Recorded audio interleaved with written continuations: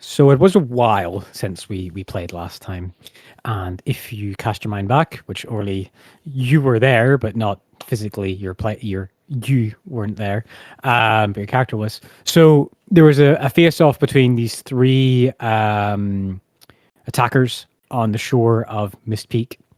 These elemental warriors who very much cut a swath like a scythe through a field of wheat through the brass shields and took the man who was the brother of the archzealot of Mistpeak with them, disappearing into mist. And the other two combatants are also knocked unconscious or down to a certain level of damage. They also burst into mist and disappeared out across the dockside, the water side.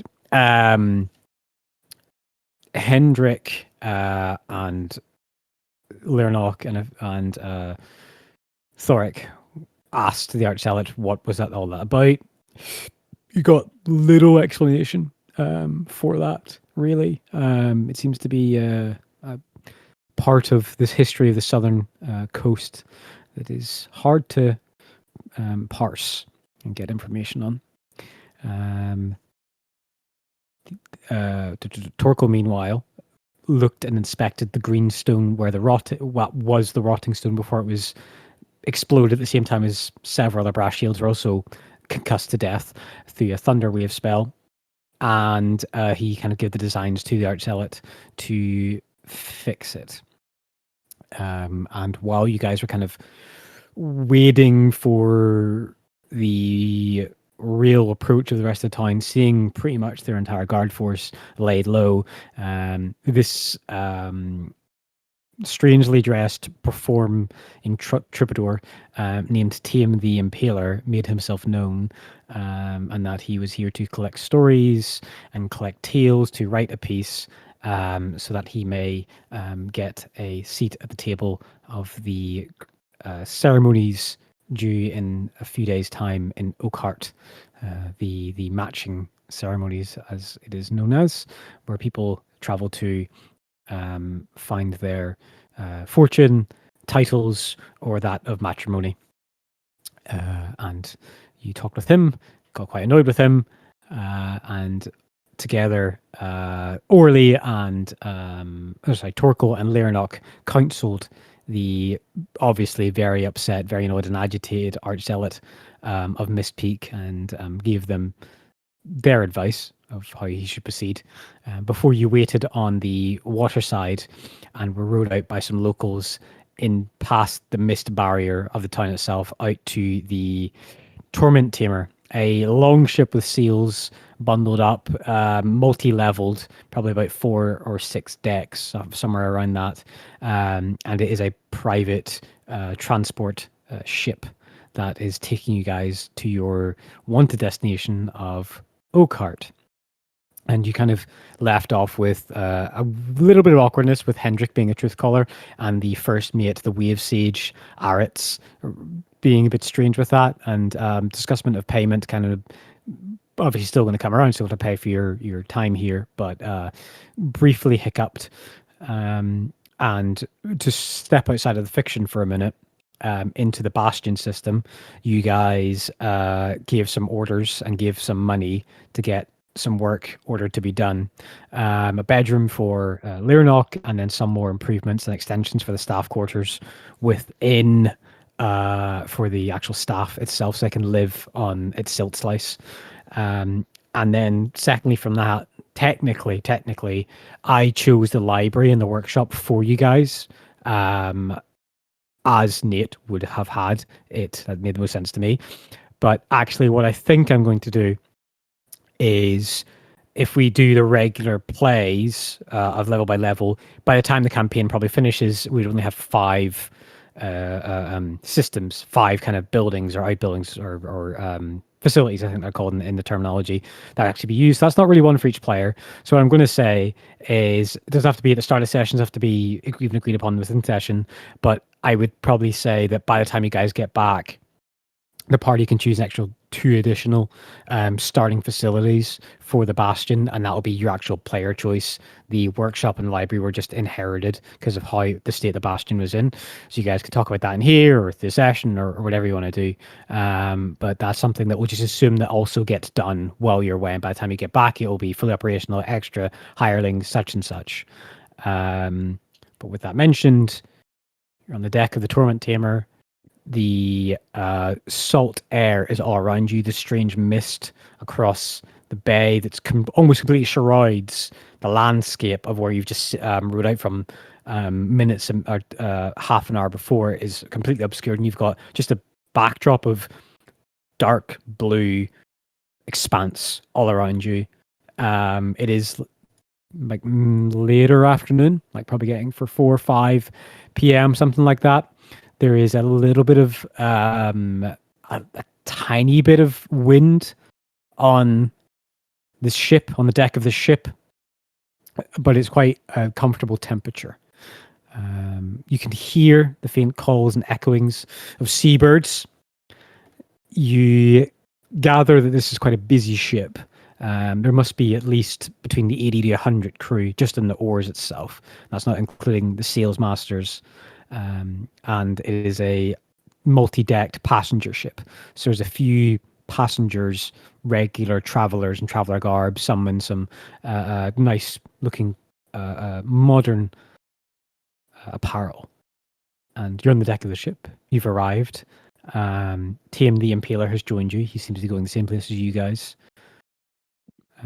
So what would you like to do?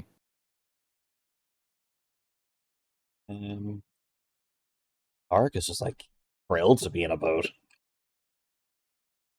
So he's probably like he said he would help with the rowing, and I think being on a boat, which is probably a more of a rarity for him, he's like eager to go help. Yeah. Meanwhile, immediately putting us into spins. It's like we've got Stark on this side of the boat rowing, yes, and everybody else on the other side. Yeah.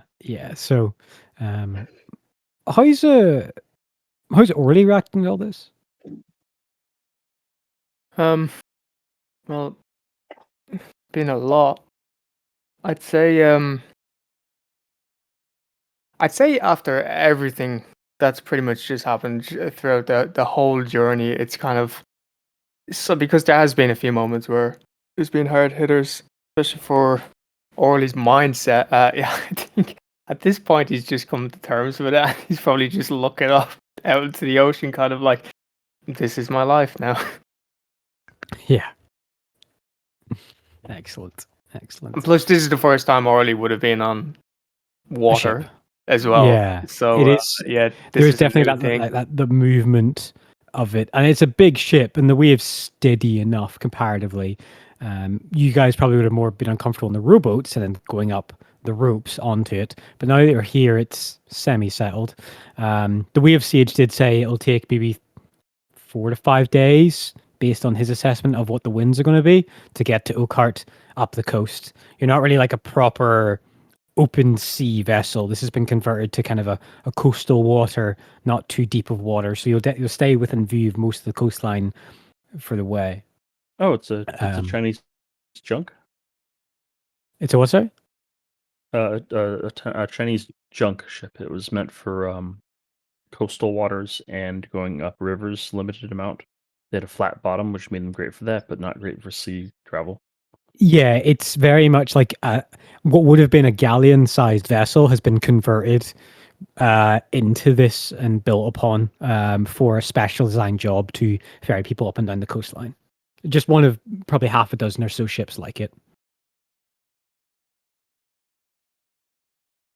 Mm-hmm.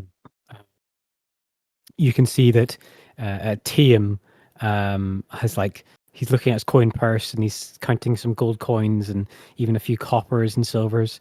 And he looks towards the closest person, which I believe would probably be Thoric. Well, it seems that I actually have checked my deepest pockets, and I do have enough to pay this quite exorbitant fee. I hope you and your friends are the same. I'm going to go and fetch a view over the stern there, and get to chat with the passengers here. Someone might have a good story to write down, create a tale from. Ta-ra! And he just saunters off. Like, there's this very, like, goose-stepping, like, prideful leer as he raises his hands towards his chest, like, tucks his instrument behind his back and starts to just go off and introduce himself to people and shakes their hands and says, I'm Tame the Impaler, and gives them all the, just be's annoying, pretty much. Yeah, Thork will let him be how he wants to be, as long as it doesn't, cause issues with anyone. No point in berating him or anything. Not right now, anyway.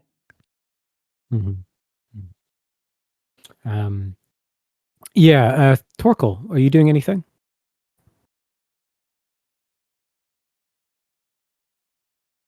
Gonna take that as he's wistfully lamenting the out. fact that he's not so different to the Impale.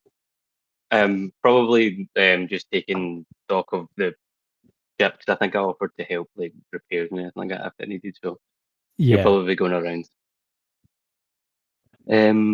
Just looking at the state of the ship and seeing what's what at the moment.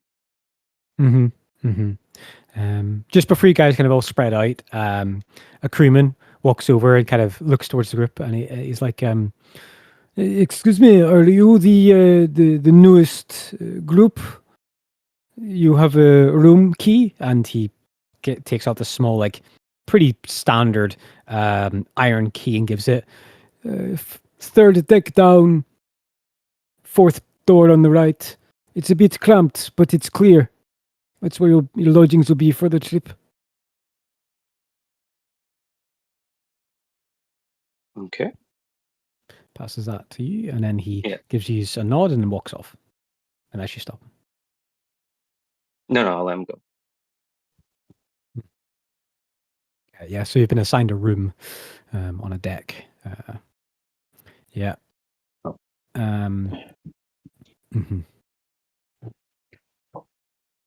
We should probably go and check out the room. I would quite like to head to the room and have a rest. Yeah, let's do that. Yeah, you guys are still pretty, maybe a bit beat up still. Oh my god, they're not getting the shit kicked out of it. It was so bad. Is everyone going to check out the room? I'll probably go just to put my gear down. Yeah, that's probably a good idea. Okay. All right. So you move towards the hatch into the hold. It's a pretty steep little ladder. And you climb down the first deck, and you can see, like, the galley, a common room where there's a few board games set up. A few people, like, look over towards you. Maybe sailors on break, but mostly all travelers. It's quite maybe like 25 people just on this common area, shall we say? And you can smell the kind of scented heat of something broiling in the far cafetiere part of the common area. And then you go down the other ladder, and that just seems to be like a row of rooms. Probably imagine what you're going to see in the next two decks. It's about 6 rooms. Again, very cramped. Thoric is definitely having to do a crouch and, like, kind of labor his do that kind of bend of the knees to really not bang your head and stuff. And then with your plate meals as well, there's proper chinkling and moving, and you're like, oh god, this is going to be awkward if I need to move in this quickly on these decks. And then again onto the third deck. And it's at this point that really, like, it's just candlelight in here, and a few portholes that are in some rooms and cast through some door hatches, creeping through these kind of line cuts of light. But it's pretty dark in here, but your dark vision's all kind of kick in and cover the worst of that. I would like all of you to make a perception check for me, please, as you guys kind of go between the decks. Sure thing. God, how about D&D again? Yeah. Roll dice, lament. I think my Yeah, they've Yeah, slightly lament like that. Oh, here we go. It's not bad. Oh, wow, you get a much cleaner breakdown of what you rolled now, actually. Hmm. Oh yeah, I like that. That's, yeah, for the record, also, that's a natural one, by the way, so, yep, Oh, my, sorry, my don't luck, my luck continues to hold, strong. I wish they did the one still in red. That'd be better. Yeah, Yeah. I would very much like that, because it just made things, especially because you could obviously crit the 19 and things, but... Yeah. Yeah. So as you move between the decks, Orly and Leonok, Orly, you're probably more so preoccupied with being in the ship the first time. Leonok, you took a heavy blow to the head, so your bell's still rung. But Torkel and Hendrik, Why are there suddenly 7 of us? I don't remember you. there is one thing that you guys do see on the second floor. So you recognize most of it to be presumably lodgings, but towards the rear side of the ship, like going backwards, at the far side, about 35 feet down the hallway, you saw maybe a dwarven halfling person sitting on a stool next to a door. And with your dark vision, you did see that that door had a series of exterior lockings on it. Like if you imagine a drawbar and then a few other connected metallic iron locks on it, and a dwarf sitting there and seems to be reading some parchment, a folded up piece of parchment, and sort of sitting there. And they don't have any light around them. They're sitting completely in the dark and seem to be just using the best of their dark vision abilities. Interesting. Oh hey, let's rob it. I don't know, we've already done one boat heist and it was traumatic. And the other camp, yeah, actually, yeah. Let's not do that. Well, that ship sunk now. The Dauntless is destroyed. Oh, hell yeah, justice is served. Yeah, all Wasn't those it? people getting tortured are now drowning. Let's go. It was in the newspaper. Okay, so you guys moved on to the third deck, and the key goes to the door. You open it, and there's that waft of just like the entire ship has been like wet wood, a lot of rationed, sweaty smells. But as you open this one, you get a right rancid hit of hard liquor stained wood and fabrics, as this probably was the ship's, at once upon a time was the ship's armory of alcohol, shall we say, as it looks to have been reconverted from all of the wine racks, as many of these ships once upon a time would have been ferrying hundreds and if not thousands of bottles of wine from Edgecrest up into Oakhart, or not Edgecrest, from Rackmere to Breakwater up into Oakhart, because it's much more productive shipping cargo. And it's been converted into multiple bunks of beds, and on all these beddings are just very old animal skins and cloths and tarps of various different colors. And it's going to be a tight fit. You probably want to not make Thoric sleep on the second bunk, because he probably has enough room to slide in sideways and nothing else. But there's enough beds for 6 people in here. I can sleep on the floor if needs be. Yeah. The room is about 20 feet wide and about 10 feet. 20 feet, length, and about 10 feet deep. And it's a renovated or repurposed wine storage room. Speaking of that, at You some guys all point take should a- get some like peppermint oil to put underneath the nose, so we can sleep without having to deal with that smell. That's something we should pick up at some point. Yeah. I smell a 1492 in here. Well, it was a vintage. It was a good year. You guys throw your packs down, and you maybe tend to some wounds and all those things. The process of a few minutes, and you guys are all like, you're alone. You're in this room, and you have the key if you don't want to lock the door or anything. So I leave it to you if there's anything you guys want to do or talk about. before you guys want to head back up to the decks? I would quite like just have a short rest, please. So I will be staying, and it's probably just resting a little bit and doing what you can to take care of some of the. I might imagine it's like minor damage and things to his armor. Absolutely. Does everybody else want a short rest? Sure. Okay. Yeah, it's probably the best thing to take it. Not long after you start to get comfortable, you feel the ship like earnestly start to move, and you hear like this soft like doomph doomph doomph of drums. It lasts for about 5 or so minutes, and then it fades away. But the ship keeps moving. So after the course of an hour, you relax. You guys can all hit a short rest button and recover hit points if you want to spend your hit die, get your abilities back. Thoric was pretty fine after that fight, so hit the rest as many just to get his gear packed away and ordered, and then get ready to head down to help. Is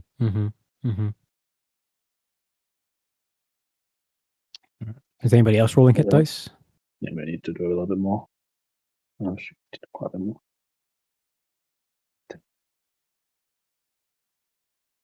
That's more like it. Oh, okay. It doesn't actually give you the health back.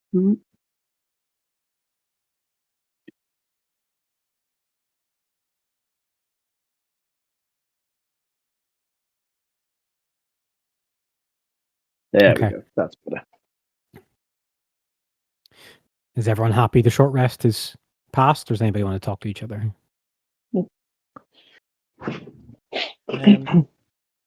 I think I just need to roll my health dice. So hold on. Yeah. Okay. Yeah, go for it. Short rest.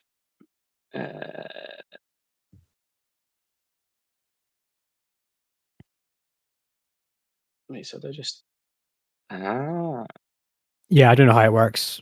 Sheets have updated so many times since I've played with them. Yeah, I'm good. Okay. Not long after your short rest comes to a close, you hear a knock at the door. Enter a quick fire gun through it. Oh my god, I forgot he has a gun. I don't want it. It's not good for me. Okay. The knock comes again. Yeah. Well, okay. In that case, yeah, go and open the door. Yeah. You see the man who introduced himself when you first came aboard, Wave Sage Erith Costa. This gnome, this bulbous-nosed, underbite, thick blonde hair, the missing tooth from a snaggle jaw, and his cloaks of Talos and waves and all this storm calling. And he gives you a nod. Good, you find your accommodations. Looks into the room. Is the truth caller in here? And I'll just stick my hand up from one of the bunks in the back, I guess. Yeah. He nods. Well met, sir. Captain Monica would like to speak with you whenever you're ready. There's no rush. Puts his hand up. And also, I've discussed with the captain a reduced fee since you're willing to contribute to some efforts and some shifts on the boat. So it'll be 100 gold apiece. But for you, truth caller, 35. Given your high callings within the Church of Tyr. I appreciate it. I have nothing else to do right now, so I will go see the captain then. You'll show me the way. Of course.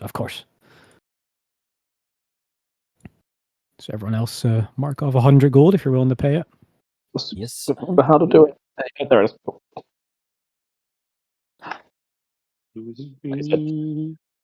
The sheets have changed so many times, I don't know how to do it anymore. Also, I've just noticed the fact that it's platinum, gold, electrum, it goes downwards in cost kind of bugs me for reasons I don't know why. That makes sense. Left to right. I mean, yeah, but it to me it makes more sense to have it in ascending order. That's how you rate money. D&D, electrum is supposed to be half adamantine, half silver. half or half platinum, half gold. Hmm. Mm-hmm. Mm-hmm. You write money in the largest denomination part of a pound, 32 pence, 1,000. Yeah. All right. So you guys all pass it. He takes the coin purse and thank you so very much. Sorry for making it a bit awkward on the deck. The one in makeup didn't really care to remember his name. He's paid as well. I suppose that him. means he's at least not trying to sneak on board. No, we've got Although ways of dealing with I that. imagine with his appearance, it might be quite difficult to stay hidden. It's like trying to hide a small eel in a bowl of pasta. You're gonna notice the smell before you even see it. He's much the same. Looks like someone ate various paints and he decided to wear what came out. His mother threw him into a perfume store. Sorry, who are we being mean to? It's just turned into a The bard. session against the bard. I mean, it's not insulting, it's just factual. He wears a Technicolor outfit. What does he want from us? This is the bard, TM the Impaler, who introduced himself before you guys headed off. Yeah. Okay. So you want to follow Erith towards the captain then? Yep. All right. Wait, all of us are just Ryan? Yeah, just Hendrik, but Hendrik can take someone with him if he wants. That's okay. I'll chill in the bedroom. If Hendrik doesn't need me, I'll go down and start rowing. Okay.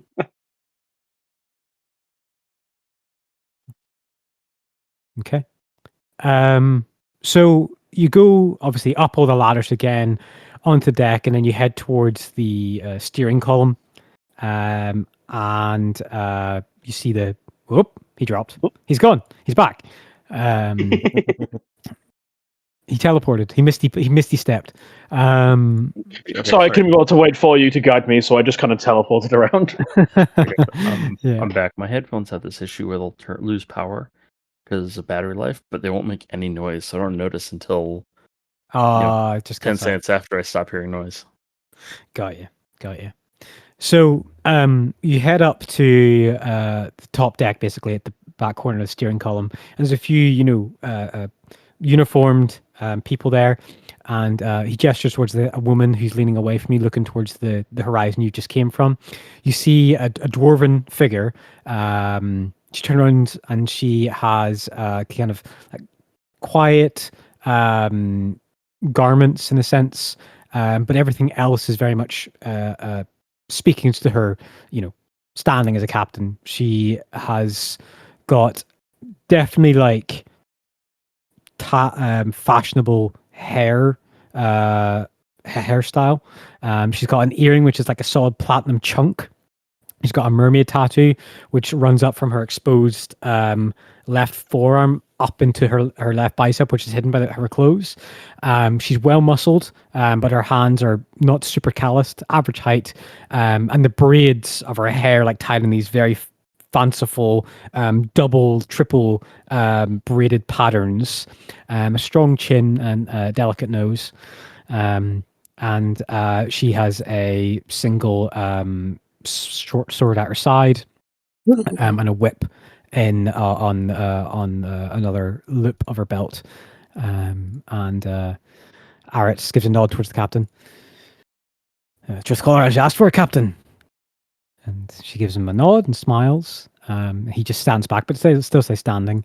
And she gestures. She gives you a nod to kind of join her at leaning and looking towards the horizon of where you came from, Hendrik, but not super close. I will.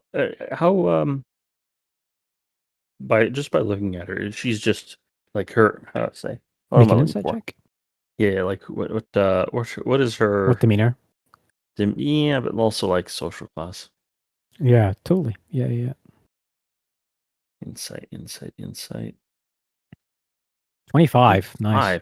Fuck me. It's pretty good. It's natural 19.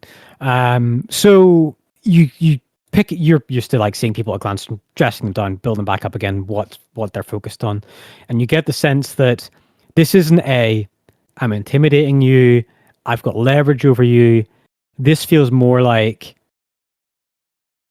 oh, you're someone who's important, and I want to put my best foot forward and introduce you to myself in a way that's comfortable for you. You have more. You, as a truth caller, have more sway than her, even on the captain of this ship. You're a religious pillar of this society. She's just working a job, even though she might own a ship, and there's quote unquote ships. The captain's word is law on a ship. A truth caller's presence does supersede that. So you would be within your power to commandeer the ship. You'd have to explain your actions later, but you could. And with 25, she does seem to have definitely an air of well hidden nervousness. And as you kind of step up towards her, I rolled a 25. Yeah. Is that nervousness guilt? No, I think it's expectation. It's expectation to not fulfill a standard that she probably imagines that you want of her. Okay. Oh shit, boss is here. I have to put on I have to look Yeah, kind of deal. it's more so that than like I'm going to get caught doing something illegal. Definitely the first one. And as you step up to her, she gives you definitely like a very respectful bow, and says, It is the first time I've had a truth caller on my ship. It is a great honor for the Torment Tamer and that of my career. What is your name? Good faithful of Tyr.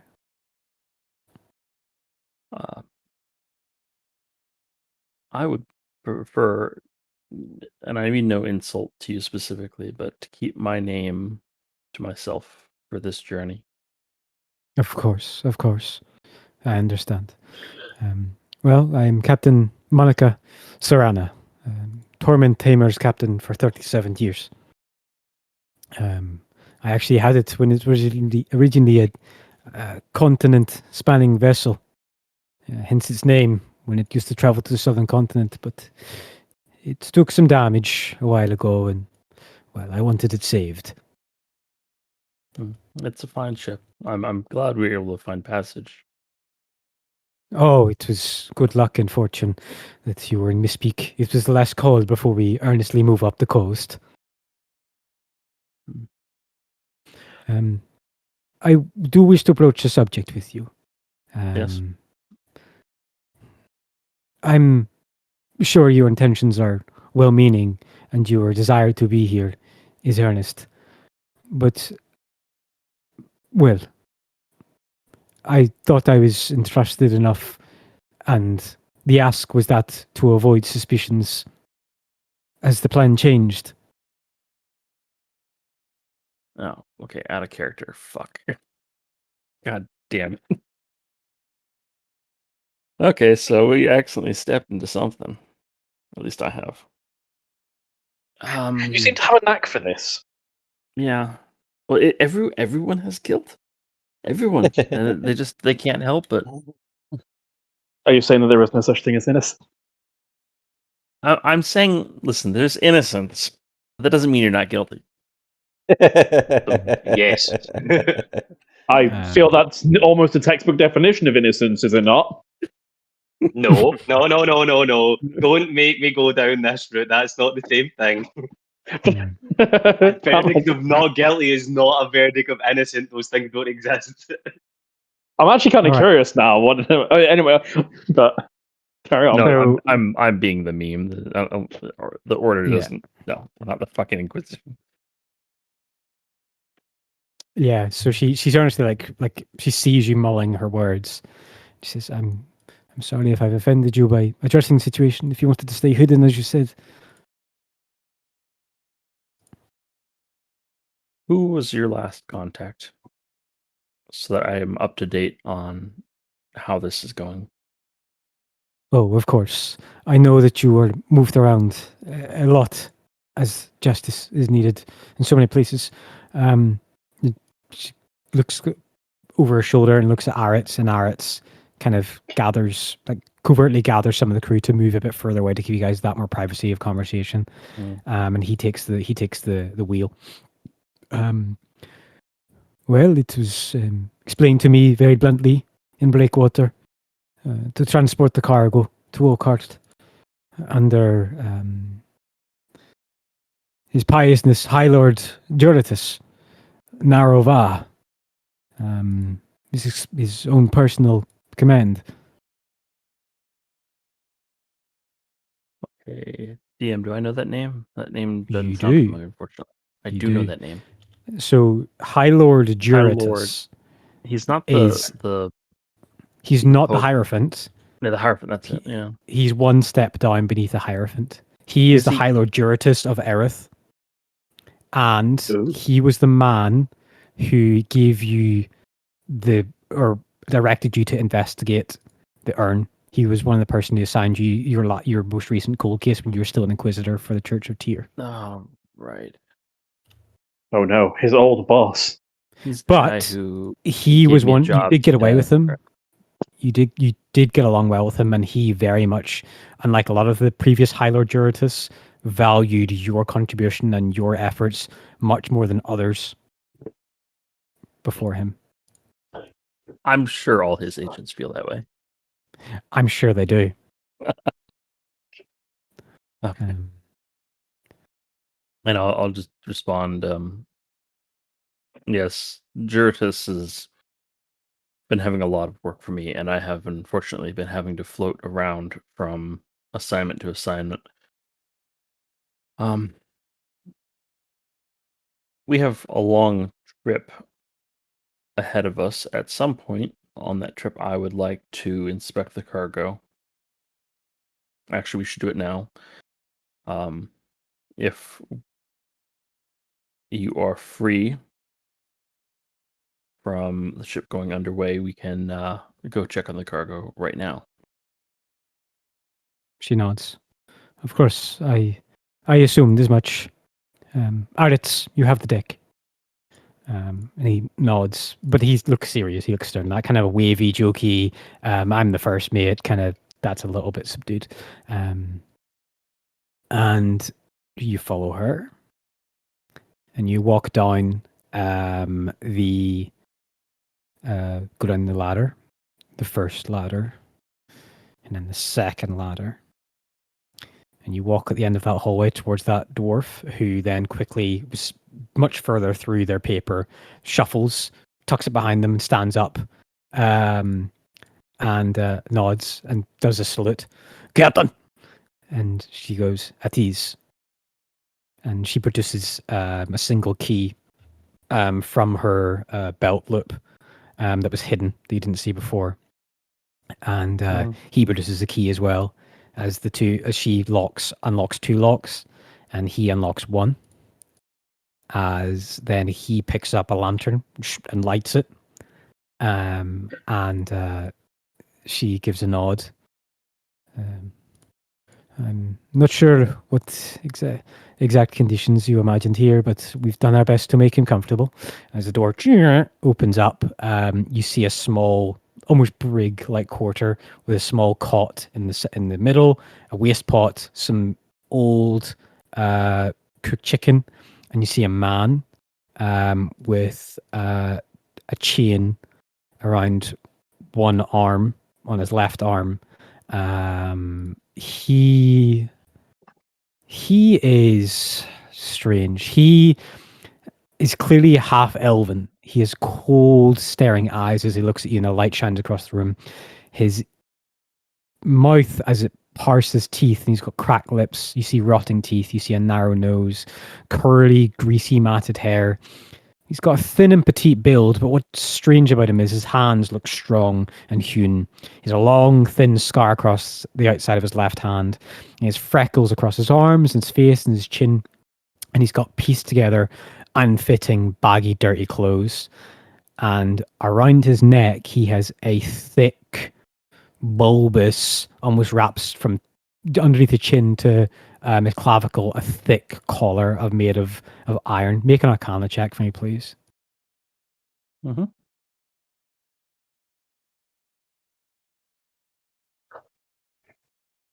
Yep.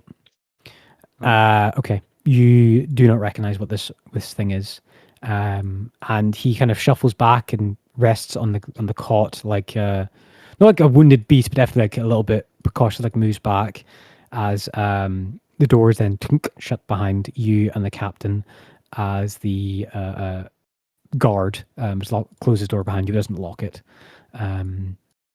As the man looks at you, and he's got this kind of darting look between you and the captain, you and the captain, you and the captain, just going between the two of you. He doesn't say anything. And the captain says to you, Hendrik, we've, as we said, the handoff was an assortment of brass shields at the dock, and none of the other passengers really know what's in here. We told them it's gold storage, and we plan to offload him to the brass shields in Oakart when most of them have evacuated. We'll put a shroud on him and disguise him as someone else, as the High Lord commanded. Okay.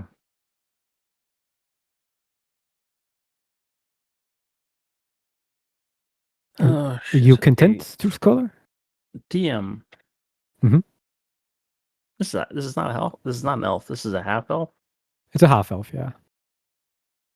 And his hands and legs are bound, or just his hands? Just a single left hand. I mean, he's still got a lot of range of movement. He's not like locked to a wall or pinned to a wall. He can still move around the room. Okay. Let me see. I have 1 second. Is he it's a he, right? As far as It's I a he, know. yeah. Man. Yeah, it looks like a man, yeah. Is he awake or asleep? He's looking directly at you and the captain, and he's like kind of went back to the lean and sit on the cot and put his back against the wall.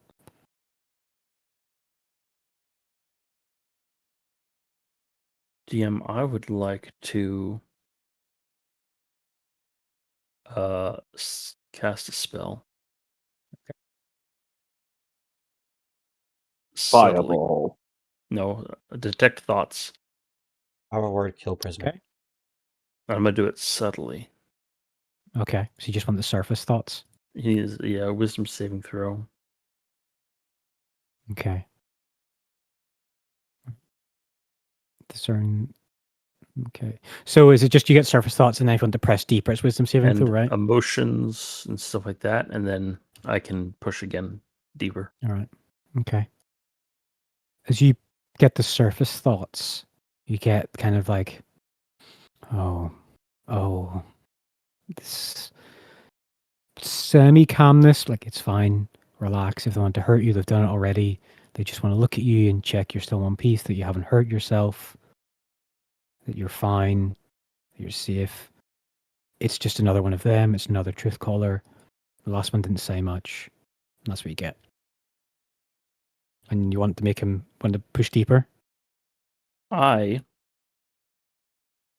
am okay. So the only people in this room are me, the captain, and the prisoner, right? Yes.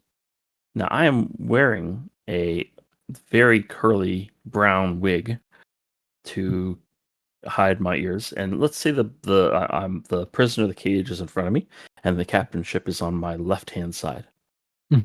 I would like to lean my right elbow on the cage, and with my thumb press my my wig up to the yeah. side to show my ears. Okay. So show my ear on the right hand side. Yeah, you do so. You press it up, and you don't have to make a stealth check because the captain just wouldn't be looking for that. You see things you're just itching your head, and there's a look. There's not like a oh my god. There's just like a oh that's interesting. And then is that when you press deeper? And now I press deeper. Okay, I'll roll a wisdom saving throw for him. DC 16. 4. All right. Okay. All right. So what does it do on a spell failure? Is it just like you just get all of their red thoughts like clear? One target creature you can see within 30 feet, blah, blah, blah, blah, blah. You learn what is most on the target's mind right now. If the target doesn't know any language, blah, blah, blah. Probe deeper into the target's mind. The target makes a wisdom saving throw. We did that. On a failed save, you discern the target's reasoning, emotions, something that looms large in its mind. Okay. Yeah. Here, So we failed. I'll post the link, the excerpt, so you Yeah. can more easily see what it is. Yeah. So Either way, the target knows you're probing its mind. it knows. Okay. Yeah. All right. The instinctive reaction is, it's like that kind of, it's okay. It's okay. It's fine. It's pretend. That was an act. This guy is not afraid at all. He's not scared. It's pretend to be weak, pretend to be scared, pretend to be afraid. But you're not. But I'm not. Truth caller. Another one of those to look at me. I've been hiding from them for months, and they finally caught me. Damn it. Where did they all come from? Why did so many of them appear? Were they looking for me, or was it circumstance? I need to get off this boat. It can't be good where I'm going. And also, he doesn't know where he's going. He's not aware of that. And he is hating this itching, sinking, sucking pain in his gut that this fucking collar's causing him. It's so punishing, the weight of it around his neck and the weight on his soul, this collar he has bound across his throat. And then at that point he kind of like looks, and then he chuckles, and then chuckles again, and then chuckles again, and it gets larger and it gets deeper until he's heaving, and he's really laughing, like proper grunting, and spittle's coming out of his mouth. And then he smacks his head against the back of the wall, and he goes stock still and looks at you straight. Okay, Captain. And just stares at you. Yeah. And I'll just shepherd the captain out here before this prison does something stupid. Do so. You do so. He clearly didn't say anything. She doesn't look too shaken up, like she's clearly seen some shit. And he says, well, I hope you're happy. We do bring him food and water, so he won't expire on the trip. That was absolutely stated that could not be allowed to happen. Well, for the rest of the trip, I would like to be the person who brings him food and water. I feel that's a reasonable request.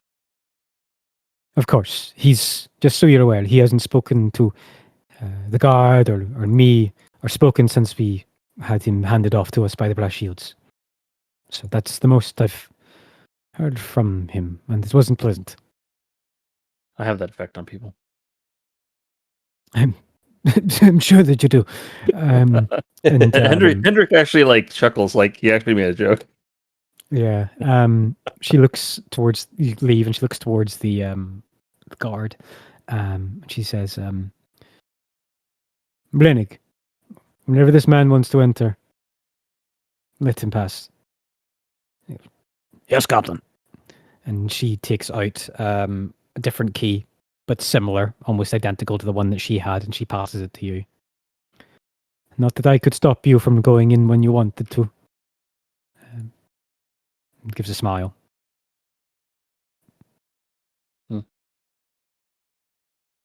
Okay, well, thank you. I appreciate the assistance, Captain. And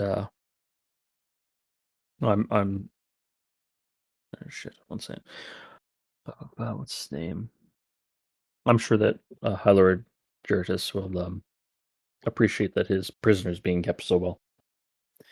And she nods, like thankfully, like, yes. If there's any kind words you could say about myself and I'm conducting this operation, that would be gratefully appreciated. And she says, I must see off navigation. I'll be on the top deck if you need anything more, but next 3 hours will be pretty busy. Farewell to the caller. And No, I understand. I'll stay stay my way. I'll make sure my crew stays out of your way as well. Good. And she leaves, And the guard just gives you this slow nod, like a slow nod of like, okay, you're now in charge of me. And he sits back down in his chair and then picks up his newspaper again and starts to read it in the dark. Sounds good. And it's at this point that probably Lyranok and Thoric, you have been shown around to the kind of the 2 decks of rowers. A lot of people in there, mostly just in like kind of shirts and shorts. And there's a senior crewman who's like telling you what to do, but he's like, I won't need you for a couple more hours. And even then, 2 men isn't going to make a brave amount of difference, but it's appreciated. The men will probably, when they're on break topside, they'll probably give you give you some ale or pass you a coin, but it's not super needed, but it's appreciated. And you kind of go back to your room. The 5 of you are there. And Hendrik, do you head to the room as well to talk to the party? Yeah, I probably should. Okay. As the door is like kind of half ajar open, Lyranok, Thoric, just get back. You're about to like kind of like get changed out your plate and stuff and start to make yourselves a bit more comfortable for ship travel. And then Hendrik comes in. And what do you do, Hendrik? I sit down quietly and don't tell anyone anything. I'm shocked.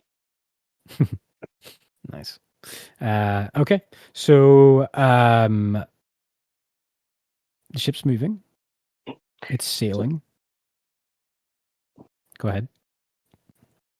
I was going to say, did they say anything regarding like the assistance from us? Is it like is it in like shifts? So one of us at all times, more or less, or is it? It'd be a 2-hour shift, and then you're off for 2 hours, and then a 2-hour shift, and you got 3 times a day. Okay, cool, that's fine. For the 2 of you. And then Torkel and Orly, anything you guys are doing? During the day, I was only thinking about this. Is there any woodworking that needs kind of like help or done throughout the Yes. voyage? I think that you and Torkel were probably maybe going to think a similar line of thought. And there is definitely a few pieces of rough sawn wood that you could angle them and make them look a bit neater and fix some of the railings if you guys want to head up and do some of that. The ship have its own carpenter on board. Yeah. No, the ship doesn't have a carpenter on board at this time. So Erith is grand enough if you guys want to have a stab at it. Definitely for the downtime duration, I'll probably kind of look towards kind of carpenter sit in essentially. Yeah. Okay. All right. Well, to be perfectly honest with you guys, there's not much to do on a ship except go about what you want to do. So isn't there like a shuffleboarding deck, or isn't there like a? Yeah, where's the You mean there isn't an onboard pool? Yeah. I mean, you guys could go and play cards in the common area if you wanted to. Did we play? We paid 100 gold, and we're not getting any entertainment or anything. You brought the entertainment with you. Gonna leave a 2-star review. Yeah. All right. Hours go past. It comes time for your. It comes time for your shift, Lyranok and Thoric. 2 of you can make the athletics checks, please. Orly and Torkel, I would like the 2 of you to give me carpenter's tools checks if you have them. Can I do whatever one? I know it's not carpenter for me, so can I do whatever one it is? Give me a second, I'll find it. I think it's wood carver's tools. Sure, I'll allow you to make a skill check with that. Thank you so much. And then Thoric, what are you doing? You told me to make an athletic check. Oh, I did. Hendrik, are you doing anything? What's the word? Sitting quietly, stewing in my own thoughts. Got you. I respect it. Okay. That's terrible. Not possess carpenter's tools, only smith's tools or calligrapher's tools. All right. Make a just general wisdom check for me, please. Then. Wisdom check.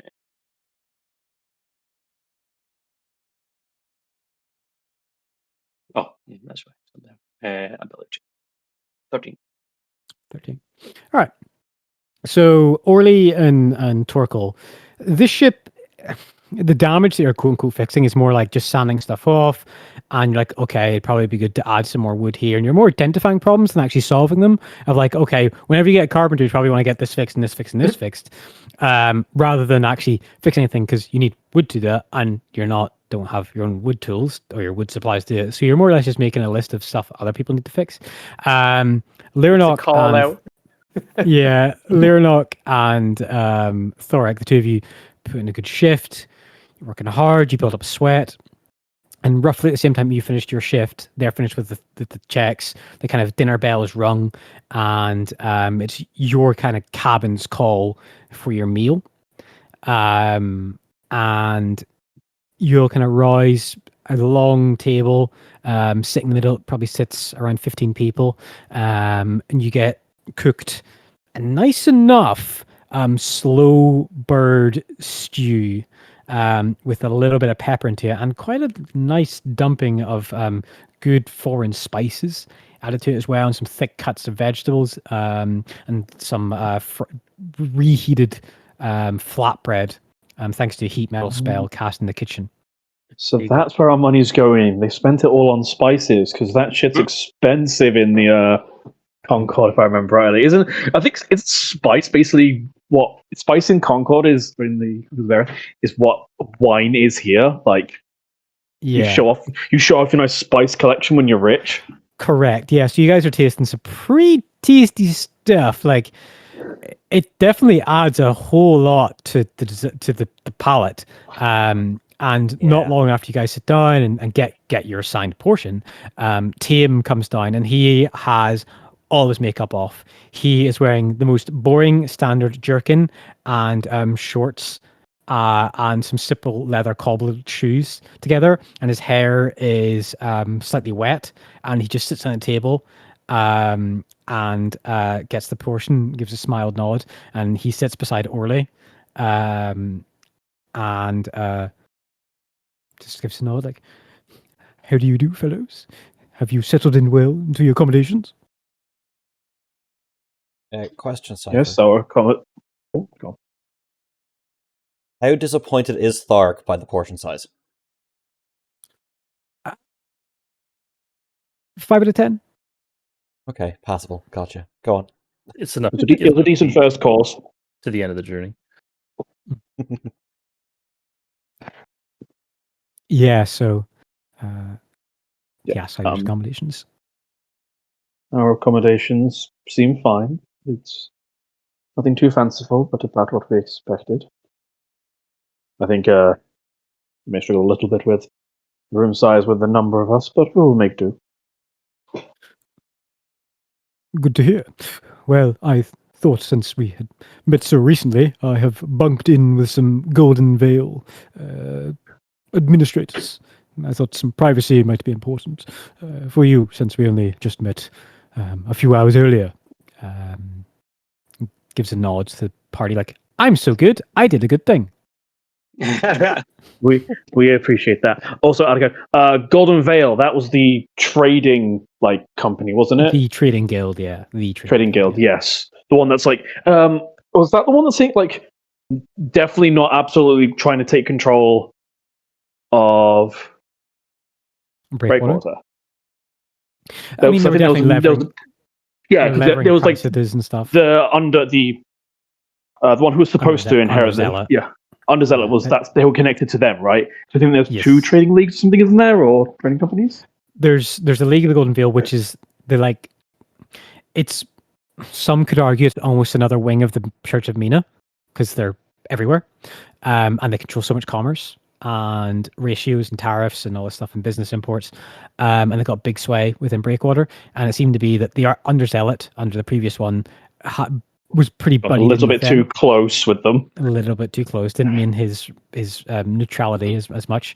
The Golden Veil seemed to have curtailed that by appointing a Grand Master.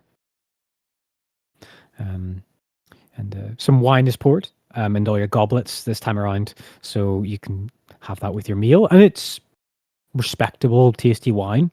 And then a little chaser of small, dark blackish hard grain alcohol is set aside as well. So you got some wine to sip on and some thicker, stronger alcohol if you want to take that as well. I would just like to try and take note of, well, like, as a cooking person, what spices were used, how were they used, and see if you could like figure out how to assist with his Do cooking you with have it. cooking skills as a? I have cooking utensils, yes. Okay, I would like you to make me just an intelligence check then, please, with advantage. Oh yes, an intelligence check. Cool. It is seagull flavored with lead dust. 17. You know what? I'll take Um, a flat 17. I can't complain at that.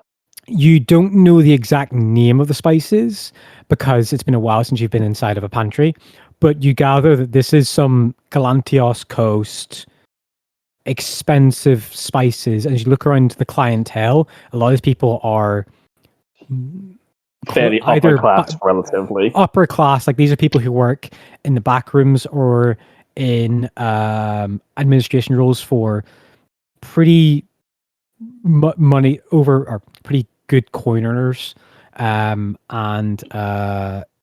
you know, So these are they've merchant class. they've broken out the classy, The nice expensive spices. Yeah, and as you look around, even the crews, like you hear over here, a little bit like, we don't get this when we put in a good shift and we make an extra day on time. Like this is, you know, that's where the gold price is going, that they're breaking out these spices. Right. Yeah. Okay. I mean, fair. You know what? Learn's okay with paying for good food. So Mhm. So we got a passage on a gastro ship. Gotcha. Yeah. And Tim, he just nibbles, and he's got actually quite fine dining etiquette. He seems to be. Yeah, all you guys can tell, he is definitely practicing his fine dining etiquette. Like he's definitely getting better. He's like practicing the full twist of the fork and the slicing of the meat. So does it look like he actually knows it, or does it look like he's trying to learn it here and now? Like He's definitely saw a few demonstrations, and he's trying to like stop that, making the amateurish mistakes as he's doing it. He's not bad, but there's a few things as an Asmar, as a Knight of the Unbreakable, you're like, he's got a day or two of practice left before you'd not pass comment him at a dinner table. You sat at him at a banquet. I'll assist and give him some like just notes from what I know. Just like, not as in, he doesn't need to be like obviously particularly cruel or anything, but just you know, you want to do it like this, and you want to tuck your elbows in. No elbows on the table. Yeah. Meanwhile, Quark elbows on table, wolfing down food. Oh, he's sitting beside The difference me. is you're not. The difference is you're not trying to be polite about it. He is. Mm-hmm. Yeah. Or he is sitting beside you, and then another person cool. to the left. I'm gonna notice his struggle and him wanting to do so well at eating really nice and politely, and I'm gonna just start eating with my fingers right beside. Yeah. So you guys really. Here's what you want to do as an example. You see these two? Yeah, not what they're doing. Yeah, you're just digging in, and he sets the cutlery down as he like polishes with a little bit of cloth that he's found somewhere, and dusts his cheeks and his lips. So, and goes to put his elbows on the table, then stops himself and looks at Lyranok and nods. Yeah. So, you said you're aspiring to go to the same place as I. Just looks towards Thoric. How much are you prepared for the proposal, if you don't mind me asking? I believe the proposal is more Thoric's domain at the moment. I'm somewhat aware of it, but the actual preparations I will leave are up to him.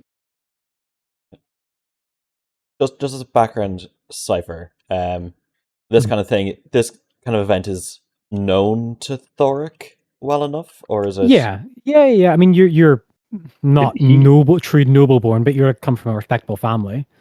Didn't he ace the history check for this? Oh yeah, he did actually. Yeah. It's a total. I think I remember everyone else kind of fluffed it, and he went like, yeah.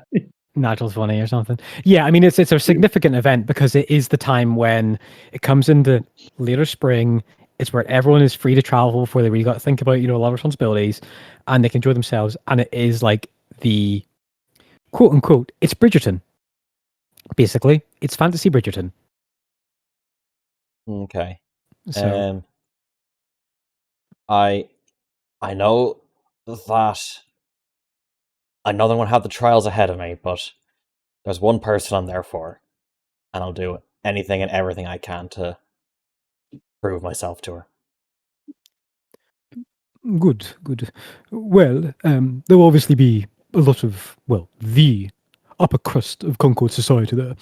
And I'm sure that if you are to eat like that, just looks at Orly as well, then I'm not sure. Maybe my good angel friend could instruct you as he is an I, because I don't want to embarrass myself.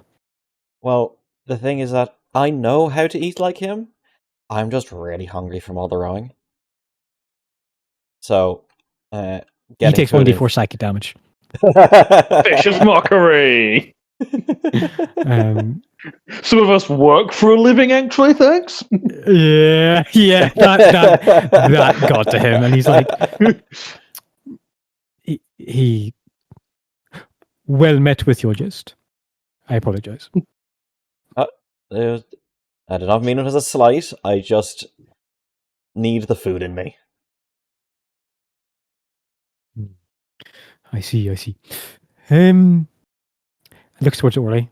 And you, we didn't get a chance to speak much. And he goes to shake your hand and then sees the grease under your fingernails and retracts his hand back. Nope, I does not get to retract that fast. Oh, you grab it for I grab it and I give a good old fondle handshake. Yeah. Please don't describe it as a fondle. Yeah, and he's like, it's just like being back in the taverns of the capital in my youth. And then takes his hand back and then grabs the cloth and wipes the grease from his fingers. Well, it's not very often that I see someone in your regalia aboard a ship or so far south. What means of travel brought you here? The sights. I I sense can roll. I honesty. can roll if you want as well, by the way.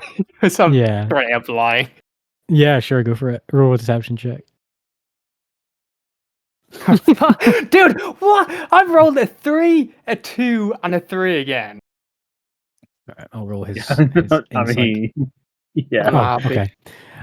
He says, he smiles with a kind of a canniness. He goes, I sense honesty in your tone, but that's fine. We've only met for a few hours, so no need to overshare your burdens with I.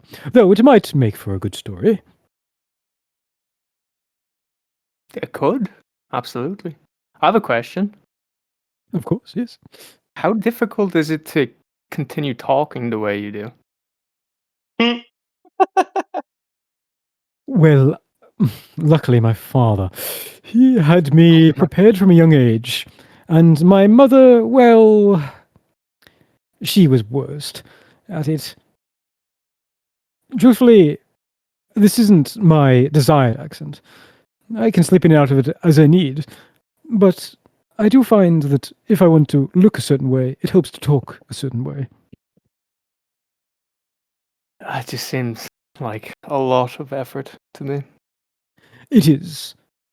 But when the facade slips, it usually is, well, it's quite annoying. There we go. Hey. Conversation with this person. The spy. Maybe spend a bit more time in reading the room as opposed to just continuously expend an effort in, maintaining your facade. You might find it's less effort to, read the company that you're in as opposed to continuing it. Very good observation. However, I'll need all the stamina I can muster and gather in the time for when we reach Oakhut. This entendre of act must last for days, if not weeks on end. I intend to find a patron who will sponsor my arts, and I won't get that unless I act the part, as it will. As I'm sure most of you will as well have to act somewhat to get in the good graces of upper society of Elkhart. I suppose you've done your research on all of the upper families and such of Oakhart and geography study. Come on, map. He nods. I've And Vard. asked around. I've asked around, and I've learned what I can. Although unless it's the big four, the social standings of other houses, well, they wax and wane season to season.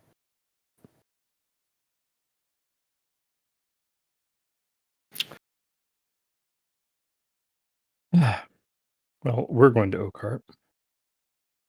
Temporarily, at least. And we're going to be dealing with nobility. I mean, somewhat. Right? Yes. Yep. We could hire this guy. We have to hire him? We could. I don't particularly like investigating nobility. It's not fun, but he already seems to have a knack for it.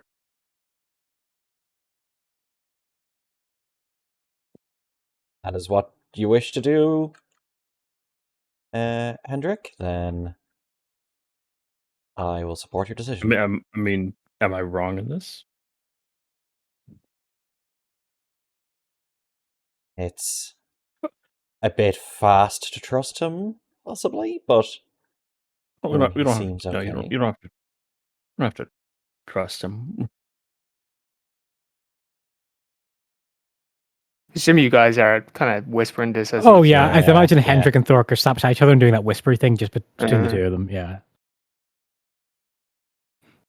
Mhm. I mean, I was just saying out loud, but I suppose it would make more sense if I was just whispering Yeah. it to Thor, because it is his Thing. adventure. Okay, Yeah. Thor, if you don't want to, we don't have to. No, we. Can keep- Thor? This keep- is a keep serious it- question. Can Thoric whisper? Yes. Yeah, of course. Yeah. Okay. Yeah. It's That's Everybody a can genuine whisper. question. Is it a stage whisper? Sorry. I mean, if you curl your lips all the way back, you just have to whisper at the back of your throat. Yeah, that works. Wait, what? No, because Thor doesn't have. Never mind. I mean, was he has talking more lips. personality wise. I didn't even think about I thought you meant physical. physiologically. Yeah. I didn't even think of that actually. Can Dragon Whisper? Find out with us today in our session of D&D. I mean, yes, but in a different way. Anyways. Hmm. Okay, Thor, it's up to you. It's just an idea. Keep it in mind.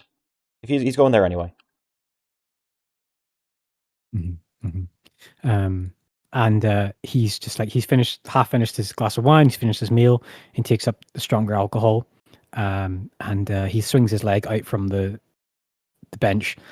Well, I am going to go ingratiate myself with my companions in the room, so I'm sure I'll see you about. But I don't see the need for wasting my rather expensive accoutrements and makeup while on ship.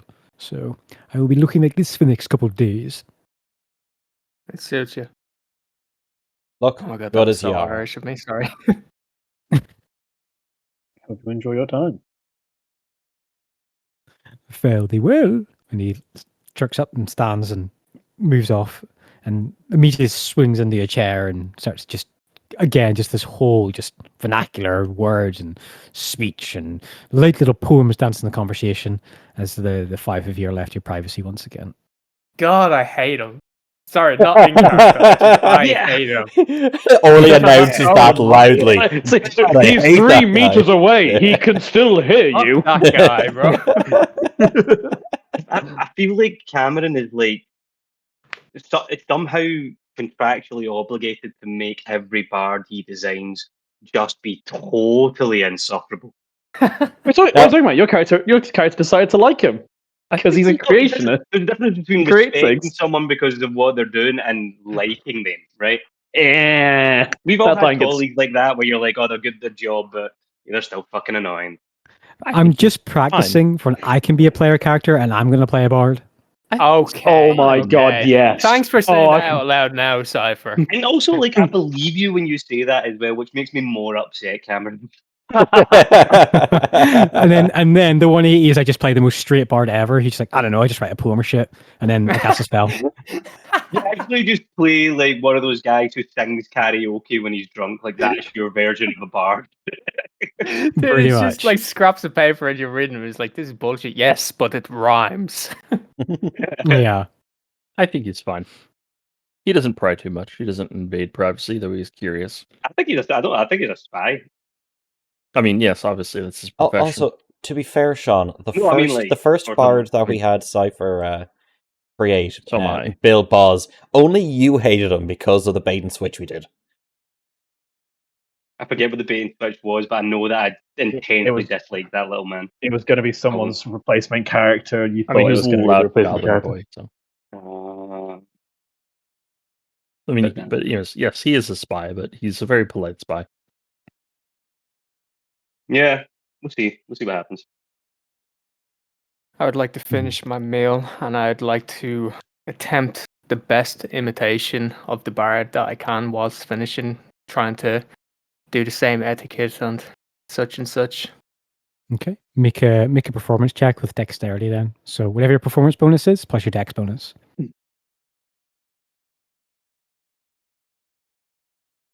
Don't even fucking worry about it. Don't worry about it. Oh my god. I'm He's playing done. himself.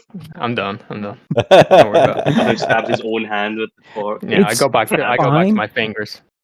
It's Don't do that. fine until you go to like get a potato on a fork and you end up shooting it like right into Thoric's like plate and it just jumps from plate to plate. God damn it, that stopped potato gun, Christ. Hey, thanks for the It doesn't potato. even hit it doesn't even hit the plate. It just goes straight in. The fork just goes down. It just goes straight into his mouth. Yeah. Like fucking Henry the Hoover we have in our party, Jesus. Hey, All waste right. off one not. Okay. Your meal's Hey, finished. at least you didn't start a food fight. Yeah, your meal is finished. You can have seconds, Thoric. Don't you worry. And what would you guys like to do for the last couple hours of evening time? I would like to spend the rest of my time trying to do a small wooden carving of the bard without any of the makeup and make him look a little bit rougher than he actually was looking rough today as well. Just make the nose 10% bigger. Yeah, and the nose 10%, 15% bigger, please. Yeah, he's not like a conventionally attractive person. Like he's definitely riding that fine line of like the makeup's distracting you from his other features, as so is the cloak and the garments. I'm gonna do the wood carvers thing, and yes, I am trying to spam rolls this session so I can actually get a good roll. But my question is, if I do a wood carver with dexterity, actually no, that's a stupid question. I'll just roll. I was going to say if it's a bad roll, can it be a bad carving? But realistically, I'm trying to make a bad carving. So how the fuck does this work? You actually do a brilliant carving. Oh my! Is this Oh, wow. is this Alright. the one he gets a? Describe no. to me this perfect artwork of exactly what your mind's eye wanted to be. Yeah. Yes, I found a This portrait. was a of the meme bard. roll. I found a portrait of the bard. Yes. Oh, let's see. yes, that, but more scruffier and like 20% bigger nose, please. Okay. So the course of basically you're in your accommodation and you're working on the wood, with your knife, and then by the time that you guys are getting ready for sleep, you're finished this. Is anyone else doing anything, or just you guys are retiring for the evening? I want to make sure my armor looks as good as possible with my armor cleaning kit. Yeah, you just spend your time working on your armor cleaning Yeah, kit. you gotta fight that rust. You gotta fight that rust, man. Yeah, Yep. you're on saltwater now. Like you Exactly. don't I want to have- go topside. I have to oil it every day to make sure that saltwater doesn't get to it. Yeah, and those assholes on the beach were flowing flames and acid and ice. Yeah, some crud in there to get out of, and some dents. Yeah. All right. DM, I would like to to. grab some seconds and some Uh-huh. water and then disappear into the whole of the ship. Yeah, you want to go to that room? But it can wait till the people are done telling me Yeah, their. we'll see what afternoon Leonok commitment. is doing, and Torkel, and then we can get back to you. Yeah, Leonard's got no major plans today. He just kind of wants to rest up. I guess, actually, he's probably in that moment of the post good food bliss coma, where he's just like, he's ready. He's ready to head into the night. So I think that's it for him. Okay, all right. And then Torkel, anything for you before you go to bed? When we were eating in like a mess hall. Kind of, yeah. So it's like a small. It's like, imagine like a long chamber of like the first deck into the hold. That's got extended benches and chairs, and there's a small cafetiere. Bit in the back was like a small cooking station, and in the far corner there's some round chairs and tables for like card games and like dice games. Yeah, I think he's just eating a small fare and then taking stock of the people in the room, basically. For a Sure. company. Give me a perception check. Sure.